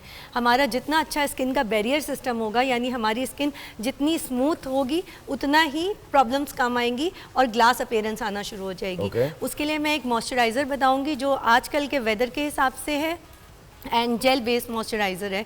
बहुत ईजी और लेकिन बहुत ही अच्छा, जो आपकी स्किन को बेहतरी की तरफ लेके जाएगा और ग्लास स्किन का ख्वाब आप लोगों का किसी हद तक पूरा हो जाएगा। इसमें हम सबसे पहले यूज़ करेंगे एलोवेरा जेल, जो कि 2 टेबलस्पून हमने यूज़ करना है एलोवेरा जेल। ठीक है। अभी हम हाफ़ क्वांटिटी बना रहे हैं, इसलिए हम 1 टेबलस्पून लेंगे। एलोवेरा जेल आपको पता है कि स्किन के एंटीऑक्सीडेंट का काम करता है, स्किन के लिए मॉइस्चराइज़र का काम करता है और स्किन को स्मूथ आउट करता है एंड सेंसिटिव स्किन के लिए भी काफ़ी इफ़ेक्टिव रहता है। कुछ लोग ऐसे होते हैं जो कहते हैं कि हमारी स्किन सेंसिटिव है to aloe vera gel. Believe me, अगर आप ये ब्लेंड यूज़ करेंगे तो सेंसिटिविटी एलोवेरा जेल की भी ख़त्म हो जाएगी और आपकी स्किन को डैमेज नहीं करेगा। इसके अलावा हम इसमें लेंगे रोज़ एसेंशियल ऑयल। वो लोग जिनकी ऑयली स्किन है वो रोज़ एसेंशियल ऑयल का इस्तेमाल करेंगे एंड वो लोग जिनकी ऑलरेडी ड्राई स्किन है वो टी ट्री ऑयल इस्तेमाल करेंगे, क्योंकि टी ट्री ऑयल जो है वो ज़्यादा मॉइस्चराइज़ करता है और ज़्यादा डीप मॉइस्चराइज़र का काम करता है। जस्ट हमें 2 to 3 drop off rose essential oil की ज़रूरत है। हम इसके अंदर स्प्रे कर देंगे। एंड रोज़ एसेंशियल ऑयल के बारे में बताऊं कि ये नेचुरल ह्यूमेक्टेंट है। हाइलुरोनिक एसिड का नाम आजकल बहुत ट्रेंडिंग है, तो why not to use the natural ingredient that is rose essential oil. जैसे ही आप अपने फेस पे लगाएंगे वो मॉइस्चर लेगा आपके एनवायरनमेंट से और आपकी स्किन को नेचुरली मॉइस्चराइज करेगा। इसके अलावा हम यूज़ करेंगे ग्लिसरीन। ग्लिसरीन 1 टेबलस्पून हमने यूज़ करनी है। ग्लिसरीन का काम प्रिजर्वेटिव का भी होता है, तो ये जो प्रोडक्ट हम बना रहे हैं इसको हम 1 से 2 हफ्ते तक अच्छे तरीके से इस्तेमाल कर सकते हैं, स्टोर कर सकते हैं easily into the fridge. Room temperature पे होगा? यस, रूम टेम्परेचर पे भी कर सकते हैं। अगर आपको थोड़ा अच्छा सूदिंग इफेक्ट चाहिए तो आप इसको ठंडा करके भी इस्तेमाल कर सकते हैं। इसके अलावा इसमें डालेंगे रोज़ वाटर। रोज़ वाटर आपको पता है कि क्लॉग पोर्स को क्लीन करता है, नेचुरल टोनर का काम करता है स्किन पे। इसके भी हम 2 चम्मच ले लेंगे, 2 टेबलस्पून इसके अंदर ऐड करेंगे। एंड इसका एक बहुत अच्छा इंग्रेडिएंट विटामिन ई का कैप्सूल आप लोगों ने देखा होगा, बहुत सारे नामों से अवेलेबल है। इसको हम इसके अंदर पूरा कैप्सूल ड्रेन आउट कर देंगे। और इसको डालने के बाद हम अच्छे तरीके से इसको ब्लेंड करेंगे। इसको कम से कम भी 1 to 2 मिनट अच्छा सा ब्लेंड करना है। जब हम इसे ब्लेंड कर लेंगे तो इसकी कंसिस्टेंसी थोड़ी सी ट्रांसलूसेंट हो जाएगी, यानी मिल्की अपीयरेंस हो जाएगी। एंड मिल्की अपीयरेंस होने के बाद ये देखें ऐसी कंसिस्टेंसी हो जाएगी। ये जेल बेस्ड मॉइस्चराइज़र है जो आपकी स्किन को मॉइस्चराइज करेगा। इसको आप आराम से फ्रिज में स्टोर कर सकते हैं। हाँ, ख्याल इस बात का रखिएगा कि हो रहा है। बिल्कुल बिल्कुल, देखें इसका कलर इसी टाइप का होता जाएगा। इसको जितना अच्छा ब्लेंड करेंगे ये उतना अच्छा कलर ले लेगा। प्रेफरेबली इसको ग्लास जार में स्टोर करें, क्योंकि वो स्पॉइलेज का चांस नहीं रहता। प्लास्टिक में थोड़ा स्पॉइल होने का चांस रहता है। यस, जो आजकल महंगी कंपनीज के 1000-2000 रुपए के जेल बेस्ड मॉइस्चराइजर मिलते हैं, वो आप इजीली 100 रुपीस के अंदर घर में बना सकते हैं। Very nice. और ये उसके इंग्रेडिएंट्स हैं। यस, और इससे ग्लास स्किन का इफेक्ट आएगा ऑब्वियसली, क्योंकि आपका स्किन का बैरियर सिस्टम इंप्रूव होगा। very nice, Dr. Sabha. Thank you so very much. All right ji, so glass skin का इफेक्ट आएगा and this is really brilliant. आप यहाँ पर दूसरा लगा सकते हैं, that's okay. तो this is really nice. अच्छा, बहुत अच्छा बताया आपने। अच्छा, सबसे बड़ी बात ये कि घर के अंदर ये तमाम चीज़ें जो हैं ये मौजूद हैं, आप इसको लगा भी सकते हैं। अच्छा, आप न्यूट्रिशनिस्ट हैं, तो प्लीज़ टेल मी, ऐसा कौन सा खाया जाए जिससे हम बेहतर हो जाएं? जितने भी सीजनल फ्रूट एंड वेजिटेबल है ना, उसको ज़रूर अपनी डाइट में ऐड करें। मुझे बता दीजिए ना कौन सा, हमें नहीं पता। जो आजकल सीजन में मौजूद हैं, जैसे अभी आम आ रहे हैं, उसमें विटामिन सी की बहुत अच्छी सोर्स। आम तो खत्म हो गए, मगर थोड़े बहुत अभी भी अवेलेबल हैं। अच्छा, तो काला आम को कहाँ, वो काला चौसा आई थिंक हो रह जाता है। कौन सा चौसा? एक काला चौसा चल रहा है, फिर सफेद है, उसके बाद आएगा पेशावर के चौसा। अच्छा, क्योंकि विटामिन ए, सी और ई ये बेस्ट होते हैं ना स्किन के लिए, तो ये आपको खा आराम सकते से। हैं। और क्या खा सकते हैं? जो भी एप्पल जैसे हैं, हाँ वो आया हुआ है, आड़ू में विटामिन सी, उसमें भी बहुत अच्छा। ग्रेप्स हैं इस वक्त मौजूद, आप वो ले सकते हैं। ओके। तो ये इन सब चीज़ों को, और जितनी भी वेजिटेबल और फ्रूट जो रेड और येलो कलर के होते हैं, उसमें विटामिन ए होती है। अमरूद बहुत तो ज़्यादा उसको ज़रूर ऐड अमरूद करें। खा सकते हैं, हाँ, बिल्कुल। कद्दू खा सकते हैं, बेरीज जितनी है सारी कद्दू खा सकते हैं, कद्दू। हाँ, और सीड्स और नट्स का इस्तेमाल करें, विटामिन ई की अच्छी सोर्स है। तो ये है कि फ़िश का इस्तेमाल करें, तो इससे कि आपका इंशाल्लाह अच्छी स्किन में, हेल्दी स्किन में। मुझे लगता है कि अगर आप ये तमाम एक बैलेंस डाइट लें और फिर जो रिजीम आप बता रहे हैं, अगर उसको करें, तो आपकी स्किन जो है वो खुद ब खुद हेल्दी हो जाएगी। और क्या हेल्दी स्किन का मतलब ये है कि फेयर स्किन? बिल्कुल नहीं। हेल्दी स्किन का मतलब ये है कि ब्लेमिशेस ना हो।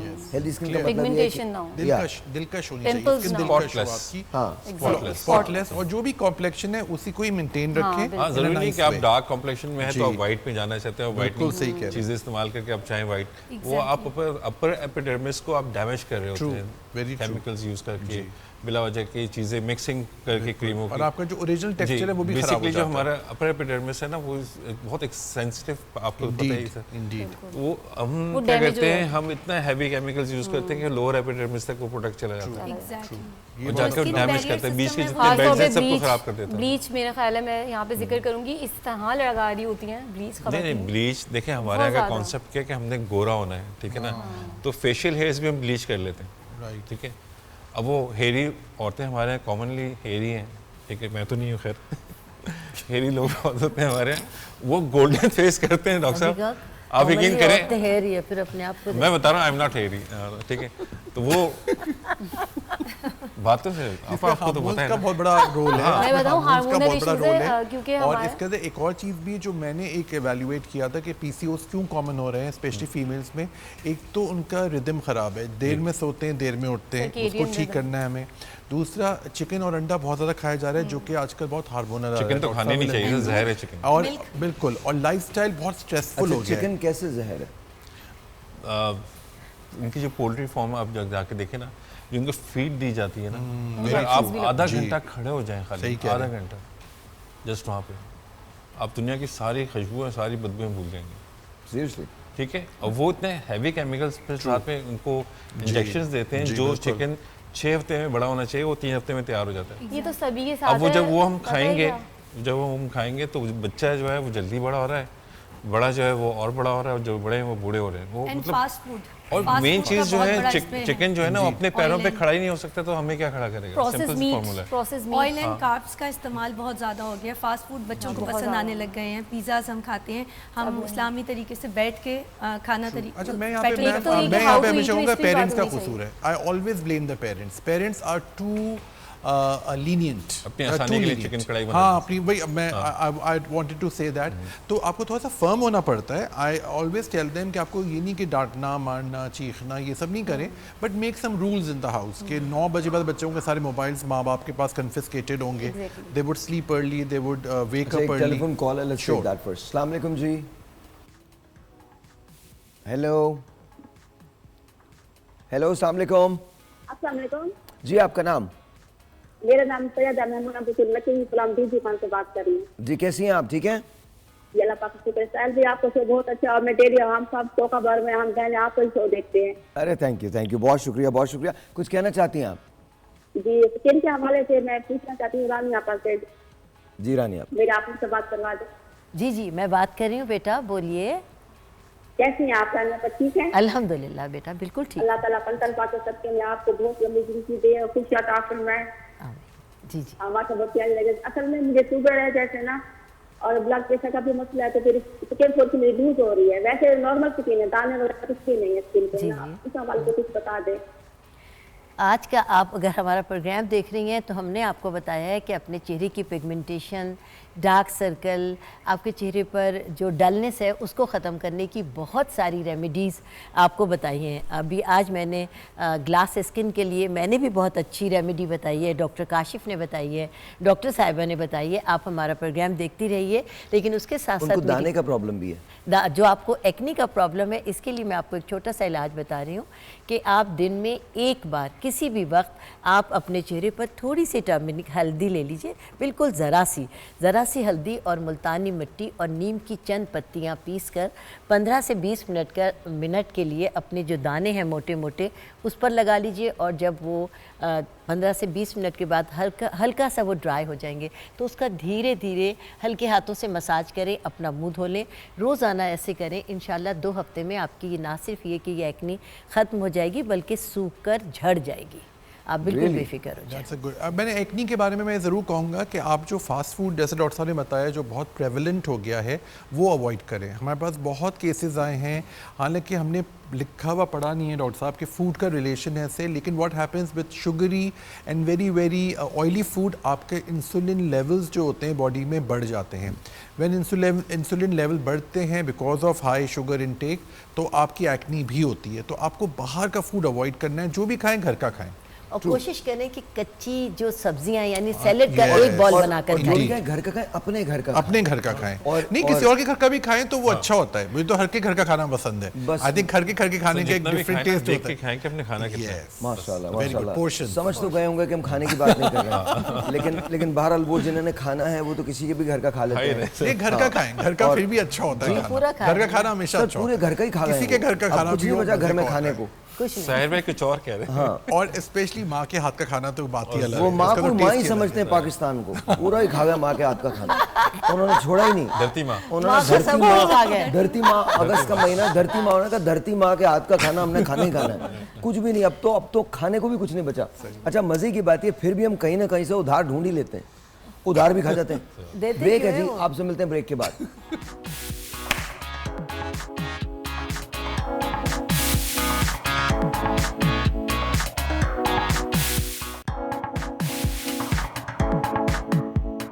ऑन अ सीरियस नोट, अगर जाने के बाद आपने किसी का एहसास किया तो फिर क्या किया? सही बात, बिल्कुल सही। कि मेरे कत्ल के बाद उसने जफा से तौबा, हाय उस जूद पशीमा का पशीमा होना। It's as simple as that. जिंदगी में उनकी कदर करो और मोहब्बतों में बाउंड्रीज मत लगाया करो खुदा का वास्ते। तुम मेरे साथ ही रहोगी तो मैं तुमसे प्यार करूंगा। नो, तुम रहोगी मैं तुमसे प्यार करूंगा। मेरे साथ तो तुम हो ही और हमेशा रहोगी। तुम जहां भी रहोगी मैं तुमसे प्यार करूंगा। Wonderful, that's what love is. And रिश्तों को साथ लेके चले। अगर कोई एक ऐसा जैसे यार आपसे लोग बड़े मुतासिर हो रहे हैं आज। लोग ये कह रहे हैं कि आप ना किताब लिखें। नहीं, आप एक आखिरी बात सुन ले, उसके बाद तो वैसे ही मैंने घर जाना है। टाइम हो गया है ना। तो जैसे आपने अपनी सिस्टर का बताया ना, इसी तरह से बहुत सारे फैमिली में कैरेक्टर्स होते हैं जो फैमिली को यूनाइट रखना चाहते हैं। ठीक है, अगर आप उनको अप्रिशिएट नहीं कर सकते ना तो आप उनको डिस्करेज भी नहीं करें।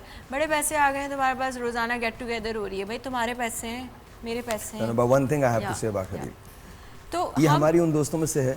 अच्छा हमारे साथ बहुत मजाक है। चरी माई ये हमारी नहीं, वो तो आपके हस्बैंड कह सकते हैं, हम नहीं कह सकते और उनको भी नहीं कहना चाहिए, बट 12 वो कह सकते हैं, हम नहीं कह सकते। लेकिन ऑफ कोर्स वो प्यार से कहते हैं। लेकिन द थिंग इज ये उन दोस्तों में से है जिसने हमेशा हर एक के लिए किया जेन्युइनली और विदाउट एनीथिंग। ये तोहफे इसलिए नहीं देती बिकॉज इसको रिटर्न के अंदर तोहफा चाहिए होता है। नहीं, प्यार में वही ना। मैं यही भी समझाई थी, मैं कहा प्यार में जेस्चर होता है, दोस्त हैं, अपने लिए जोड़ा लिया, वो एक सोच हो गई कि यार मुझे तुम्हारे लिए भी अच्छा लगा। नॉट दैट कि हम तोहफे दे के ही वो तुमसे प्यार करेगी। नहीं, वो नहीं है। जैसे कोई नाराज है ना, अब उसको मनाना है। अब मैं हर सब कुछ करके देख लिया, नहीं मान रही, मुझे पता है उसको कॉस्मेटिक्स पसंद है, फलाना ब्रांड पसंद है, ठीक है, I will bring that brand which she can't buy it. तो फिर वो थोड़ी मस्ती मजाक हो जाती है, फिर उसके बाद वो ठीक हो जाते हैं। वो एहसास में चला गया ना कि एहसास। Alright, let's not say anything, it's okay, कोई बात नहीं, जो भी जैसे भी तुम मनाओ, जिसको भी जैसे मनाओ। मुझे लगता है गोलगप्पे खिला देने चाहिए। That's it. है ना, सबसे अच्छी चीज। तोहफा दीजिए, चाहे वो एक मुस्कुराहट ही क्यों ना हो। यार बात करो उसी बात, प्यार की झप्पी दो यार, सॉरी यार, ये मकसद नहीं था, कम्युनिकेट। गोलगप्पे वाला बहुत। और भाई ये जो प्यार की जप्पी की बात करें, जाने पहचाने लोगों को दीजिएगा। ऐसा नहीं है आप किसी को भी जाके दे दो, मैं जप्पी मार रहा हूँ, लोग आपको मारना शुरू कर देंगे। मैंने प्यार की पर जादू की जप्पी नहीं बोला। वो अजीब सा आइडिया दिया था ना संजय ने, जादू की जप्पी। हमारे मुल्क में बहुत चल गई थी जादू की जप्पी। सर क्या कहना चाहते हैं उनसे जो आपको देख रहे हैं रिश्तों के लिए? मेरा ख्याल है रिश्तों को के लिए सबसे अहम बात यह है कि दूसरों की बात सुने और मुस्कुरा के सुने। सुभान। और जब आप दूसरों को मुस्कुराहट के साथ देखते हैं, मुस्कुरा के देखते हैं, मेरा ख्याल है ये सबसे खूबसूरत तोहफा है। अगले आदमी को ये मैसेज जाता है कि आप उसके लिए दिल में अच्छे और पॉजिटिव जज्बात रखते हैं। I like that. ट्रू। सना, मैं ये मैसेज देना चाहूँगी कि सबसे पहले अगर आपको कोई भी रिश्ता अपनी ज़िंदगी के अंदर, मतलब आपको वैसे तो रिश्ता ज़ाहिर सी बात है आप उसको कितना ही जाने वाला इंसान आप रोक नहीं सकते हो, क्योंकि जब वो जा रहा होता है उससे पहले ही अगर वो आपको कहे, समझो कि वो जा चुका होता है, तो आप उसको कितना ही जाने वाले को रोको, वो कभी ज़िंदगी में आपके पास रुकेगा नहीं। ये बात एक बहुत हम कोशिश करते हैं, सबसे बड़ी और जो बुरी चीज़ होती है वो यही आती है कि हम ना टूटे हुए रिश्तों को जोड़ने की कोशिश करते हैं और कहीं ना कहीं टूटे हुए रिश्तों को जोड़ने के चक्कर में हम खुद टूट जाते हैं। तो बेहतर ये है कि अगर कोई रिश्ता ऐसा है जो बिल्कुल टूट चुका है, अब जुड़ेगा नहीं, तो उस रिश्ते को छोड़ दें। बाकी ये है कि रिश्तों में मफाद और आजमाइशें ना होनी चाहिए। दिल बड़ा करें और एक दूसरे को माफ़ करें और फैमिली को जितना यूनाइट कर सकते हैं करें, बिकॉज फैमिली के बगैर ना हम कुछ भी नहीं है। हम जितना भी कह दें ना कि you know I am a individual soul, पापा की परी, dimple queen, no nothing, you need a family. Next please. I think respect भी बहुत पापा की परी, डिम्पल क्वीन। ये फेसबुक में सारी होती है ना। अच्छा। मुझे मैं कहती हूँ ये कहाँ होती है पापा की परियां, हम तो नहीं थे, मतलब डिम्पल क्वीन, पापा की परी। ख्यालों में, ख्यालों में। जी, आई एम सॉरी। मैं आपसे सिर्फ ये मैसेज जाते जाते दूंगी कि आजकल का जो सिनेरियो है, अगर आपके पास आसपास कहीं आप कोई समझते हैं कि कोई आपकी कदर करने वाला है, तो उसकी आप कदर करें, क्योंकि जाने वाला फिर पलट के नहीं आता और रिश्ता बहुत मुश्किल से अच्छा मिलता है। अगर आपके पास है तो उसको मिस मत कीजिएगा, कोई भी रिश्ता क्यों ना हो। हाँ, आई थिंक रिस्पेक्ट बहुत ज़रूरी है रिश्ते के अंदर। लव, प्यार और कम्युनिकेशन। जब तक कम्युनिकेट, कोई चीज़ बुरी लगे, कोई चीज़ अच्छी नहीं है, बता दो, लेकिन लैंग्वेज, आपका जो टोन है वो बहुत अच्छा होना चाहिए। लड़ाई झगड़ा, तो इससे आप बहुत बच सकते हैं अगर हम ये सोचें इस बात को। I think this is very important कि ये नहीं धर धर धर। और एक जब इंसान गुस्से में है, कहते हैं ना, दोनों जब गुस्से में आते हैं तो 10 चीज़ें जब आगे वाले बोलेगा तो हमारे मतलब नहीं भी होता है, हालांकि वो होता है बैक ऑफ द माइंड, वही चीज़ें आती मुँह पे। तो एक खामोश है, चुप हो जाओ, बाद में अच्छे मूड में बताओ कि आपने गलत किया। Next time make sure. I think communication तरीके से, अदब से, प्यार से। जी सना। अच्छा, बेसिकली मैं ये, वैसे तो सबने बहुत अच्छे मैसेजेस दे दिए और काफ़ी हद तक बात कंप्लीट भी हो गई। एक चीज़ और ऐड एडिशन के लिए कुछ है मेरे पास। अच्छा। एक चीज़ और ऐड करना ही चाहूँगी कि रिश्ते हमेशा कम से कम 2 लोगों के दरमियान में बनते हैं, ठीक है? और जब 2 लोगों के दरमियान में रिश्ते बनते हैं ना, तो दोनों के पर्सपेक्टिव इंपॉर्टेंट होते हैं, क्योंकि दोनों इंडिविजुअल्स हैं, दोनों की अपनी पर्सनैलिटीज़ हैं। तो यहाँ एक्सेप्टेंस, रिस्पेक्ट जैसे उन्होंने कहा, और साथ में उसका पर्सपेक्टिव क्या है वो भी समझना है, यानी एम्पैथी जिसे हम कह रहे होते हैं अब हमारे यहाँ जो नॉर्मली हम यूज़ करते हैं वर्ड। तो ये चीज़ बहुत ज़रूरी है किसी भी रिश्ते को बिल्ड करना, चाहे वो बहन भाई का हो, हस्बैंड वाइफ का हो, पेरेंट्स का बच्चों से हो, दोस्तों में आपस में हो, या कुलीग हो, या कोई भी हो, कहीं भी। जैसे हम यहाँ बैठे तो हमारे दरमियान भी एक रिश्ता बन चुका है, सुनो और सुनाओ। इसमें हम एग्जैक्टली इसमें हर एक का पर्सपेक्टिव लिया तो बहुत हेल्दी हमने अपने शो को जो कंटिन्यू किया आप लोगों ने। तो दिस इज़ द थिंग। तो मैं ये वाली बात ऐड करना चाहूँगी। सर एक आखिरी बात, उसके बाद मैं अपनी बात को ख़त्म करूँ। सिर्फ मुझे ये बता दीजिए, ये पैसा अगर मैटर ना करे रिश्तों के अंदर, तो क्या चीज़ है जो रिश्तों को और स्ट्रॉन्ग कर सकती है? खुलूस, रिस्पॉन्सिबिलिटी और एक दूसरे के साथ कम्युनिकेशन। लॉयल्टी, इखलाक, एहसास, प्यार। एहसास आएगा तो प्यार एक फंदी कल होना हो। प्यार में सब आ जाता है। नहीं, एहसास होगा तो जेन्युइननेस, ऑनेस्टी, जो है वैसे ही रहें, अपने आप को एक्सेप्ट करवाएं और दूसरे को एक्सेप्ट करें. This is what I would say. पैसा ना हो तो प्यार तो होना कम से कम. ये तो चीजें ऐड कर ली. प्यार में सब चीजें आ जाती हैं. प्यार में से बाहर जाता है. क्या होता है? गरीबी यार जब मैं इतने बड़े बड़े फिलोसोफर्स में आज यहाँ बैठा हूँ, प्लीज बताएं तो सही क्या कहा है प्लीज बताइए. गरीबी जब दरवाजे से अंदर आती है तो प्यार, गरीबी जब दरवाजे से अंदर आती है तो प्यार खिड़की से बाहर जाता है. यार खिड़की से तू दरवाजे से चला जाए, खिड़की नहीं से ना, वो गरीबी आ रही है ना, तो कैसे रास्ता काट सवाल ये था कि अगर पैसा ना हो तो बताया ना, वफादारी. हाँ. वफादारी होनी जरूरी है. अगर आपके पास पैसा नहीं है तो आप वफादार तो हो कम से कम. लेकिन प्यार अगर आई थिंक प्यार क्या है? अच्छा इंसान, प्यार क्या है? जो ह्यूमैनिटी इंसान होगा ना, कभी कि दूसरे को छोड़ेगा नहीं. प्यार क्या है वैसे? लड़कियों नहीं, प्यार जो भी है प्यार क्या है? प्यार सब कुछ है. देखिए मिलाकर ही तो प्यार बना है. मैं बस एक बात ऐड करना चाह रही हूँ. देखिए पैसे जो है ना वो एक रिसोर्स है, एक टाइप ऑफ रिसोर्स है. सब कुछ नहीं है, बहुत कुछ है, मगर सब कुछ नहीं है. तो उसके अलावा भी बहुत सारी चीज़ें, बेसिकली पैसा की कमी ना स्ट्रेस ला रही होती है, जिसकी वजह से हम कहते हैं कि इश्यूज आ रहे हैं लाइफ में. ऐसा ही है. तो वो स्ट्रेस आप कहीं भी डील कर लें या आप मैनेज कर लें तो आप उसको हैंडल कर सकते हैं. उसकी जगह दूसरे रिसोर्सेज को एज अ बैलेंस आप यूज़ कर सकते हैं. और इसीलिए जैसे डॉक्टर साहब ने भी कहा था कि बहुत सारे रिलेशनशिप ऐसे होते हैं, पैसे नहीं होते बट फिर भी अच्छी लाइफ गुजार रहे होते हैं. रिश्ते का पता ही मुश्किलों में चलता है वैसे. टू बी वेरी ऑनेस्ट, आपने नोट किया तो हर कोई कहता है हमें पूरी रात नींद नहीं आती, हम परेशान रहते हैं. आप अपने अंदर से कभी फ्रंट ऑफ द मिरर खड़े होकर पूछें तो सही, आपने क्या क्या रिश्ते खोए हैं जिसकी वजह से आपका सुकून खो गया. यही मैंने भी यही वाला मैसेज किया. आप ना एक बार वाईफाई और डेटा बंद कर दें, सबको नींदें आ जाएंगी. ऐसी नींदें आएंगी कि आपकी सोच है सुबह तक नहीं उठेंगे. वैसे वाकई बहुत बुरी आदत है, आँख नहीं खुल रही होती है. जी, बचपन में अंग्रेजी नहीं आती थी और अंग्रेजी की किताब में एक नज़म पढ़ी बहुत थी. मार खाई है. तो उसके ट्रांसलेशन किया करता था. तो नज़म तो याद नहीं रही, उसकी ट्रांसलेशन याद है. आप खुद समझ आएंगे कि क्या हुआ. काश मुझे वो नज़म अब मिल जाए. उस नज़म में लिखा था कि अगर मुझे ये पता होता, एक माँ ने अपने बेटे से कहा था,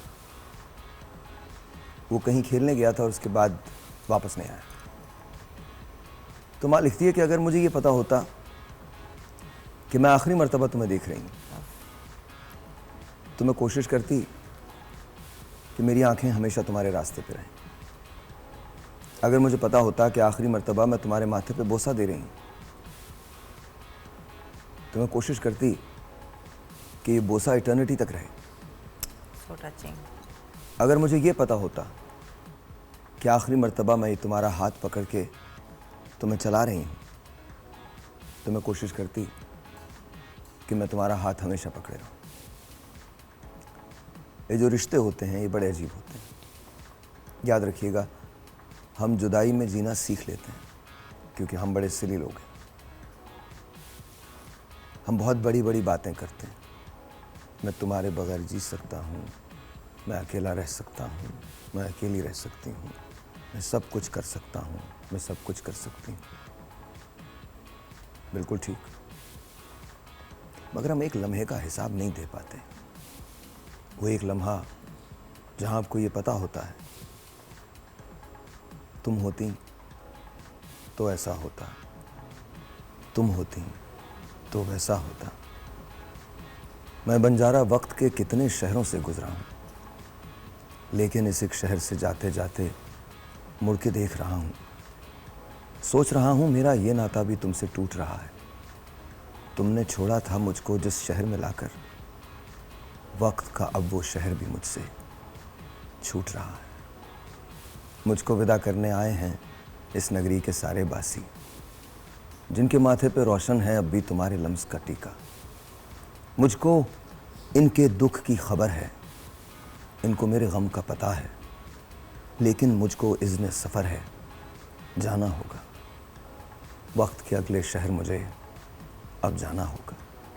मैं बंजारा वक्त के कितने शहरों से गुजरा, लेकिन इस एक शहर से जाते जाते मुड़ के देख रहा हूँ.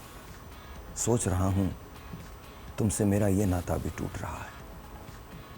तुमने छोड़ा था जिस शहर में लाकर मुझको, वक्त का अब वो शहर भी मुझसे छूट रहा है. मैं बंजारा वक्त के कितने शहरों से गुजरा। Just remember that. सच बोलो और उन लोगों की कदर करो जो तुमसे प्यार करते हैं, जो तुमसे मोहब्बत करते हैं। अपने आप को तसल्ली देने के लिए सोच लो कि तुम अकेले जी सकते हो। मैं ऐसे क्वेश्चन नहीं करूँगा, लेकिन याद रखना, at the end of the day life questions you. No matter what you do, that's how the story goes. हम चाहे कितनी ही चीज़ें बदल लें, कितने ही दौर से गुजर जाएं, कितनी मशीनी दौर में दाखिल हो जाएं, इंसान को इंसान की ज़रूरत हमेशा रहेगी। मंडे मिलते हैं, तब तक के लिए अल्लाह हाफ़िज़।